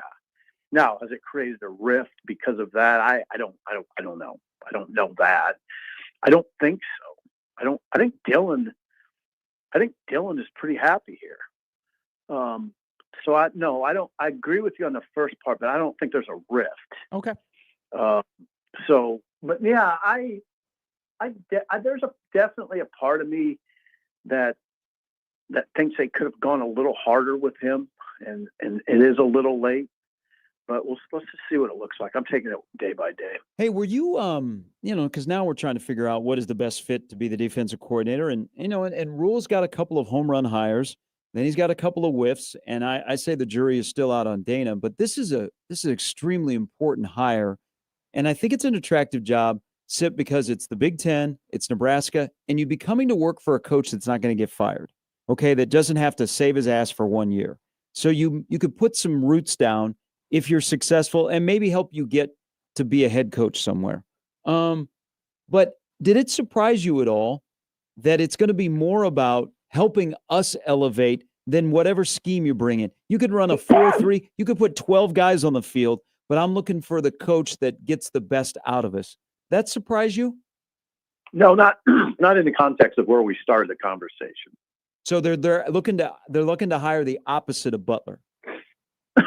Well, oftentimes it's that way, right? Yeah. I mean, but yeah, yeah. I mean, Butler is very kind of cold, analytical NFL style, and I don't know that always plays well at this level. It didn't. I don't think it did in this case. Mm-hmm. It didn't play horribly, as Rule acknowledged yesterday. So. Yeah, I think Rule said we didn't play hard enough the last two games. Yes, he said it. He said we didn't play hard enough the last two games, and he's looking for somebody that can draw, effort, physicality, playing with fire. And I think we'd all agree we didn't see nearly enough of that this year. So it makes sense. The move makes sense. It makes perfect sense to me. I thought the fit wasn't great here with Butler. So you guys could say, well, why didn't you say that from the start? I'm always trying to cover myself. I don't do that usually. I want to see what it looks like. Yeah. I don't, out of the gate, I always my thought is always, I want to give this guy a shot before I say it's not going to work. I wanted to give it a shot, and I did think it might work. But as it went on, it was pretty evident it wasn't working very well, and it really came to the head at Penn State against Penn State and Iowa, which are telltale games in my mind. Not everybody looks at it like I do, and I understand that. I look at those as telltale games. I don't look at UCLA as a telltale game. That's not a heavyweight. UCLA is a fine program, a good team, all that. They have good guys. They play hard and all that. But Penn State and Iowa are heavies. I mean, that's heavy lifting time. Yeah. When you go to Happy Valley, and it's a monster, and it's a rough scene now. It is rough. And in Iowa is pretty self-explanatory to Nebraska fans, I think, at this point. Those are the heavy lifting games, and they faltered badly. Mm-hmm. I mean, just sort of embarrassing, but particularly against Penn State. So it all makes perfect sense to me. So back to, because yesterday Matt Rule just straight up goes, "It's not you, it's me." And I don't think he was, kind of in reference to Butler, and you bring up a great point, Steve, where he's cold analytically, and he comes from a background of being in the NFL where, frankly, you can just say, hey, this guy isn't good enough, and he's cut from the team, and the next day you bring up someone from the practice squad, right? And you can't do that in college football. But it's not as if he was just brought in out of nowhere. He was in the building for nearly a year, just about a year before he was he was in the building for a season before he was promoted. if that was the case, if there was that disconnect, if that was his attitude, and it clearly didn't mesh with Rule, why was he hired in the first place? Well, I think what can happen, Matt, it's a good question. He was in charge of a room, the secondary room, and it's a little different leading a room than it is leading an entire unit. Everything it changed quite a bit. Changes now. I mean, you have to motivate a room every day. Not that now he had a secondary room, which is it's a lot of guys in that room. I think there's 20. I think you get like 20 some guys, 25 guys. So that's a lot. But again, it's much different now. When now you're in charge of an entire unit, you have to motivate pretty much daily. And I don't know. I mean, I never thought Butler didn't strike me as a guy that's going to motivate as well as some other guys might. Go into a room and really get guys charged up. I don't want to suggest he doesn't have a side of him that's very good to players, a warm side. Of course he does. There's no way John Butler would have made it this far in this profession if he didn't have that side. He's got it. It wasn't working here. You saw it. I mean, it was pretty evident. And I referenced the Iowa Penn State games. It wasn't just that. Think about what Minnesota looked like. I mean, think about what Maryland looked like. That Maryland all of a sudden was running for 131 yards and looked pretty good doing it. Northwestern put a number on them. USC ran for 200. It wasn't just those two games. So there was something that wasn't right. And that's, again, and I'm going back to fit too. You ask a very valid question because there is a level of accountability that Rule has to acknowledge. He hired him. Yeah. It was a weird time though. The original hire was really odd. Remember, it was July of 2024. I think it was July 3rd. And it was sort of God, we have a problem with Evan Cooper. And now there's this, we have to get a guy in here quick. And then that's how he got here. It was the circumstances with which he came were very odd. Yeah, I've somebody who has spent some time in the defensive meetings told me the other day that Rule explains football like you're at Raising Cane's and it's a short menu. Butler will explain football like you're at the Cheesecake Factory, where you have multiple pages of the menu. They both are high football minds, but they go about it differently. So let's shift now because we're on the ground running and there has to be a sense of urgency. Figure out the roster for December, who's staying, who's going, and then add to the roster in January. And oh, by the way, you have 15 practices in a bowl game there. If you are looking at what the roster could be, you know what is ahead of some opponents you play that you haven't played recently.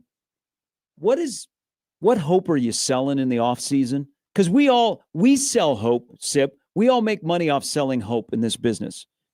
Nebraska needs to sell hope for people to go, oh, I've seen this before. Yeah. Instead of going, hey, 7-5, that's on me. We'll get better. What do you think is their selling point in the offseason to go, okay, all right, I see it.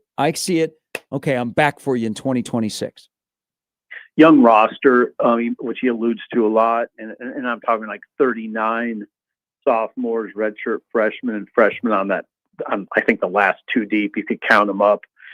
Sophomores, redshirt freshmen. I think the number's 39. It's 30 some. Mm-hmm.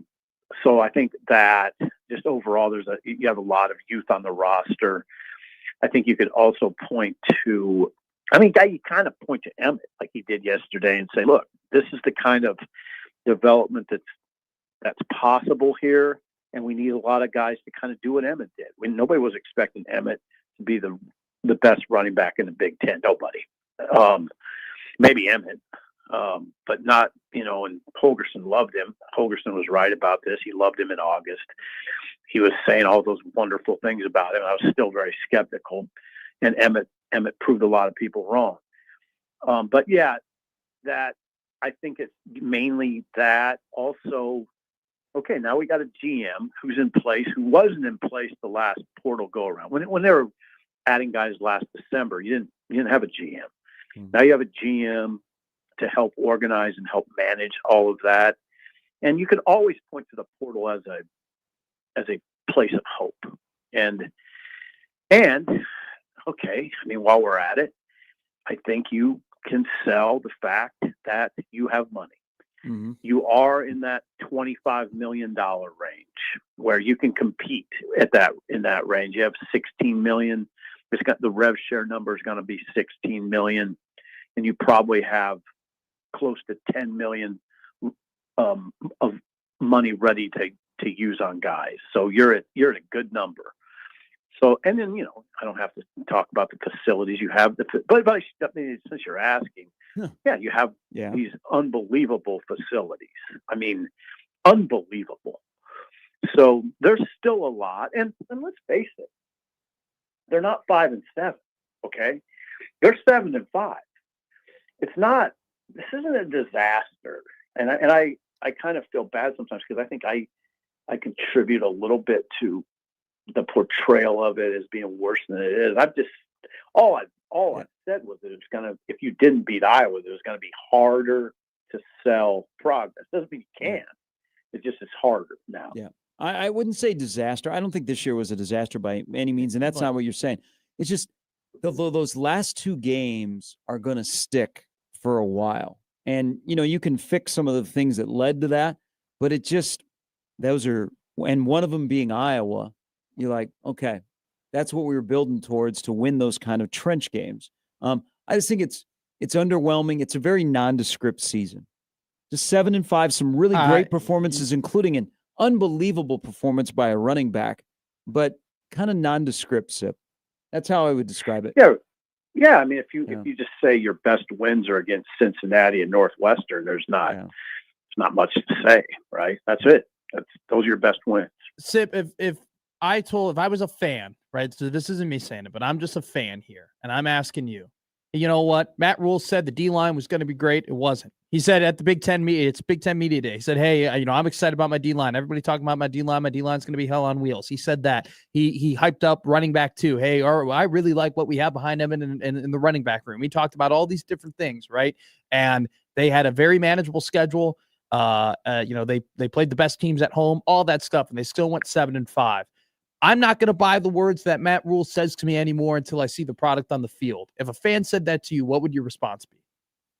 I would understand. I mean, as far as what he does with kind of praising players publicly, I think I have a handle on that. And I actually support him in that. These guys hear so much negativity in social media. I think he feels a duty to balance it out. I do. I mean, he's kind of spoken to that. I'm not creating that out of nowhere. He has made reference to it at various points.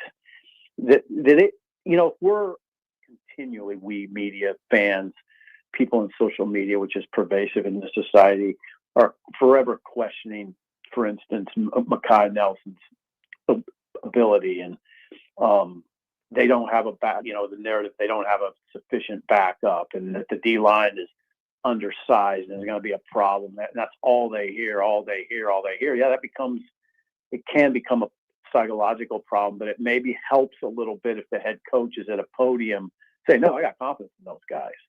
Because he's about the only one that balances it out. Sure. And I actually appreciate it. If I was a father of Mekhi Nelson, I would appreciate it because you don't hear much else good or anything else good. So that I get it. I think I get what he's doing.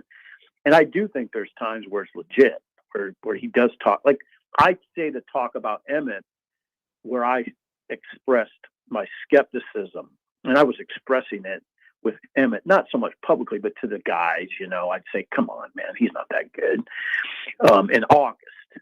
And they were right. I mean, they saw it. It wasn't just Holgorsen, it was Matt too. So there are times when it's very legit. I think with Singleton, Deshaun Singleton, it was legit. He had a really good year. Yeah. Well, they'll get some positive news today here at about 11 o'clock, I believe, when Emmett Johnson gets awarded by the Big Ten on the first team. And if he's not, Sip, we riot. Yeah, the guy. I mean, what I most appreciate about him is 802 yards of total offense in the month of November, which led the nation. It's insane. And That the leads team went 1-3. That's the hardest month of the year in football, and look what he did in the month of November. That he did a lot. Period. You can go. Keith Mann does a great job of supplying the stats, and it's pretty eye popping when you go through it all. But that number really hit me. Absolutely. Leads the nation in all-purpose yards in the month of November. Yeah. Sip, we appreciate it. Thank you. All right, take care, guys. That's Steve Sipple. The offense now, all Big Ten comes out today. Yeah, I was looking at the all Big Ten teams. I was like, they didn't get anybody on the offense? Like, what the hell is this? So they did defense and special teams. I had a little freak out for a minute. I was like, nobody? Where's my boy Rocco? I was a little surprised that Kyle Cunanan didn't get a little bit more love. You got Zavada, over at Michigan. And I think the kid at Northwestern had a good year too, if I'm not mistaken. I didn't look at the special teams, but Kyle Cunanan, I'm glad you brought it up yesterday. 16 of 19, perfect 20 through 40 yards. Like, I know they brought in this Australian kicker, but like the dude had a good year, man. Like, respect to him. And he came in on a weird situation out of nowhere, right? Just comes in a place that's hard to kick, and he got it done. Good for him. Brian Edwards will join us next on 1620 The Zone.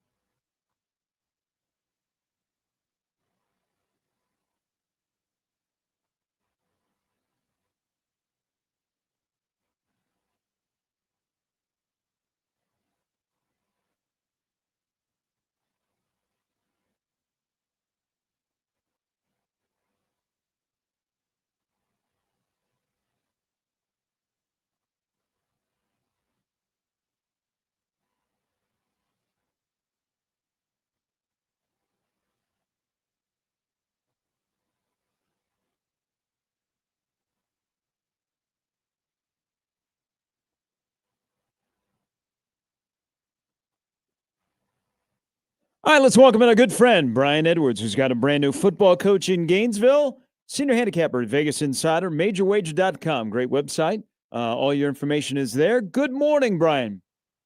Good morning, gentlemen. How we doing? Good. Hey, let's jump into championship weekend because we're paying a lot of attention to the group of 5 games. Now, this game will not impact the playoff, but it is an intriguing matchup.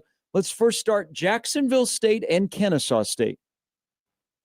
Yeah, so I like Jacksonville State. They've won 11 home games in a row, going 9-2 against the spread. They just beat Kennesaw State at this venue, 35-26, 4 or 5 weeks ago. They have the best, or not the best running back in the country, but he leads the nation in rushing. That's Cam Cook, 1,588 yards on the ground, 5.7 yards per carry average, 15 rushing touchdowns. And Kennesaw State is ranked number 102 out of 136 FBS teams against the run. And Kennesaw State, great year, but not as good on the road. 3-3, both straight up in ATS. Give me Jack State, but let's also, or like I'm going to say on the Bama game, I think both of them are going to win outright. So plus 2.5, the difference between that and plus 2 or even plus 1.5 isn't that big a deal. So I would hold out and see if we can get a 3 tomorrow. Maybe the line gets bigger. All right, going to be a 84,000. Going to be at Jerry's World for a monster game in the Big 12. That there are some programs rooting for BYU. There are more that are rooting against BYU. This spread is awful large. They've already met this year. Thoughts on Texas Tech, BYU? Love Texas Tech. Shame on me for not betting them more often this year. I had their team total over successfully a few times, but just shame on me. What a juggernaut they've been all year. And they have beaten BYU, albeit at home, 29-7 by 22 points. But they did that while settling for short field goals of 27, 39, 29, and 34. They normally don't get bogged down in the red zone like that. I think they roll BYU, and also like the team total over 30.5 because they've scored 34 or more in 10 of 12 games, and they are second in the nation in scoring, 47.1 points per game average. And if you want to get really, really aggressive, and I kind of do, I'm not against playing them in the first half, first quarter, smaller play. Whoa. But team total over in the first half. I mean, like Alabama old school back in the Tua, Waddle, Jerry Jeudy days. Bet them every way you want. Hey, let's go ahead and talk about some things going on here in the NFL. We'll fly by these. My Chicago Bears go on the road to the most overrated home field advantage in all of sports in Lambeau Field to take on a team that doesn't have any sort of offensive identity with their best pass catcher out. The Bears, by the way, Brian, I'm just throwing it out there. They're 9-3 at the top of the NFC, and yet they're not even in the top 10 in Super Bowl odds. But regardless, how do you view them in this game against the Packers? Man, I hate I didn't buy a ticket on them to win the division like a month ago. I know, right? It's like 10, 15 to 1. It was ridiculous. But Bears have won 5 in a row, 9 of 10, 8-2 against the spread in that stretch.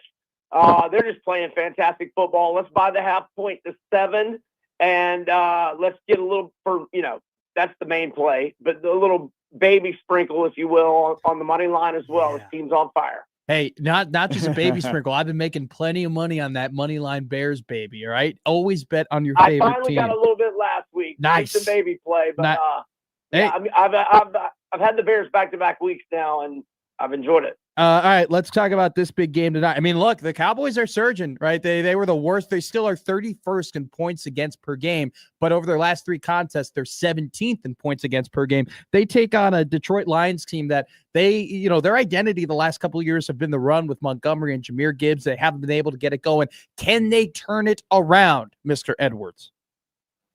Yeah, I love the Lions here. I mean, it's so shameful that Detroit's been so injury-riddled the last 2 years, and it continues to be the case. But they are in bounce-back spots during the regular season, going back to early November of 23. They have won 12 in a row when in bounce-back mode, 11-1 against the spread, 10 of the wins by double-digit margins. The only non-cover was against the Giants. a few weeks back. Dallas is hot, 3 in a row, but 2 were at home. The one on the road was in Vegas. They're only 2-4 straight up, 3-3 ATS on the road. Despite the injuries, I got to go Lions -3. Let's talk about this UFC 323 card. Brian, it's loaded. All right, you have the second greatest bantamweight of all time, Merab Dvalishvili. He takes on Piotr Jan. Jan has been in the game. I mean, I think his first title bout was back in 2020, and he's gotten some tough decisions and snubs and whatnot, but that'll be a great matchup. Pantoja takes on Van. Van had an awesome fight his last time out. And then even like under the co-main event and the main event, you got the guy who saved the flyweight division of Brandon Moreno. You got one of the greatest fighters of all time in Henry Cejudo taking on one of the up-and-coming guys in Peyton Talbot. You even got on the first bout of the main card, you got Jan Blachowicz, a former champion, and even all the way down to the prelims, Terrence McKinney is taking on Terrence Duncan. Give me your picks, Brian, because I'll be betting them. I'm going to be real with you. You give them to me, I'll be betting them. I love these cards where it's the bantamweight and flyweight and flyweights at the top, because they know that those title fights are not going to get people to buy the pay-per-view, so they just load them. I mean, Edson Barbosa and Jalen Turner on the early prelims. Marvin Vittori's on the early prelims. Former contender. This card is stacked. So give me Sidakov over. He's 4-0-1 in his 5 UFC fights, and they're all thrillers. I mean, he might be the next Justin Gaethje in terms of how his fights are so awesome. Sure. Give him as plus 115 dog. Give me Terrence McKinney as a plus 130-ish dog, and he's 4-1 in his last 5. And give me Pantoja by submission plus 150. And then if you want to do a parlay, heavy chalk, not going to get you a big payout, but if you want to go Merab, Pantoja, and I would say Macy Barber, but her health has been an issue, so that kind of scares me. If she looks good at weigh-in tomorrow, maybe I would say her. But right now, Jalen Turner's in desperation mode. I think he's got to win. So those 3, Merab, Pantoja, and Jalen Turner, probably get you a slight plus, just a little better than even money. Yeah, Van versus Pantoja. Van versus Pantoja. That's the fight of the night right there. That's going to be an absolute war. I mean, Van looks so good. In this last fight. That's going to be a good one. I'm looking forward to that. I'm looking forward to the whole card. Yeah. It's going to be a great one. Can't wait. Yeah. Hey, sit back and relax, baby. Hey, great weekend of sports, B. We appreciate it. Thank you. Thanks, fellas. That's Brian Edwards, MajorWager.com, senior handicapper at Vegas Insider, Vegas B. Edwards. That is a great UFC It's going to be the first time in forever that I'm going to watch the early prelims. Like, I used to sit down and get on the early prelims at 4:00 and just, have a beer and a bunch of chips. I think after our Stuff the Truck event, where I'll be from 2:30 to 4:30, making a beeline back to the house watching UFC. All right. Have a great weekend, everybody. Crossover is coming up next.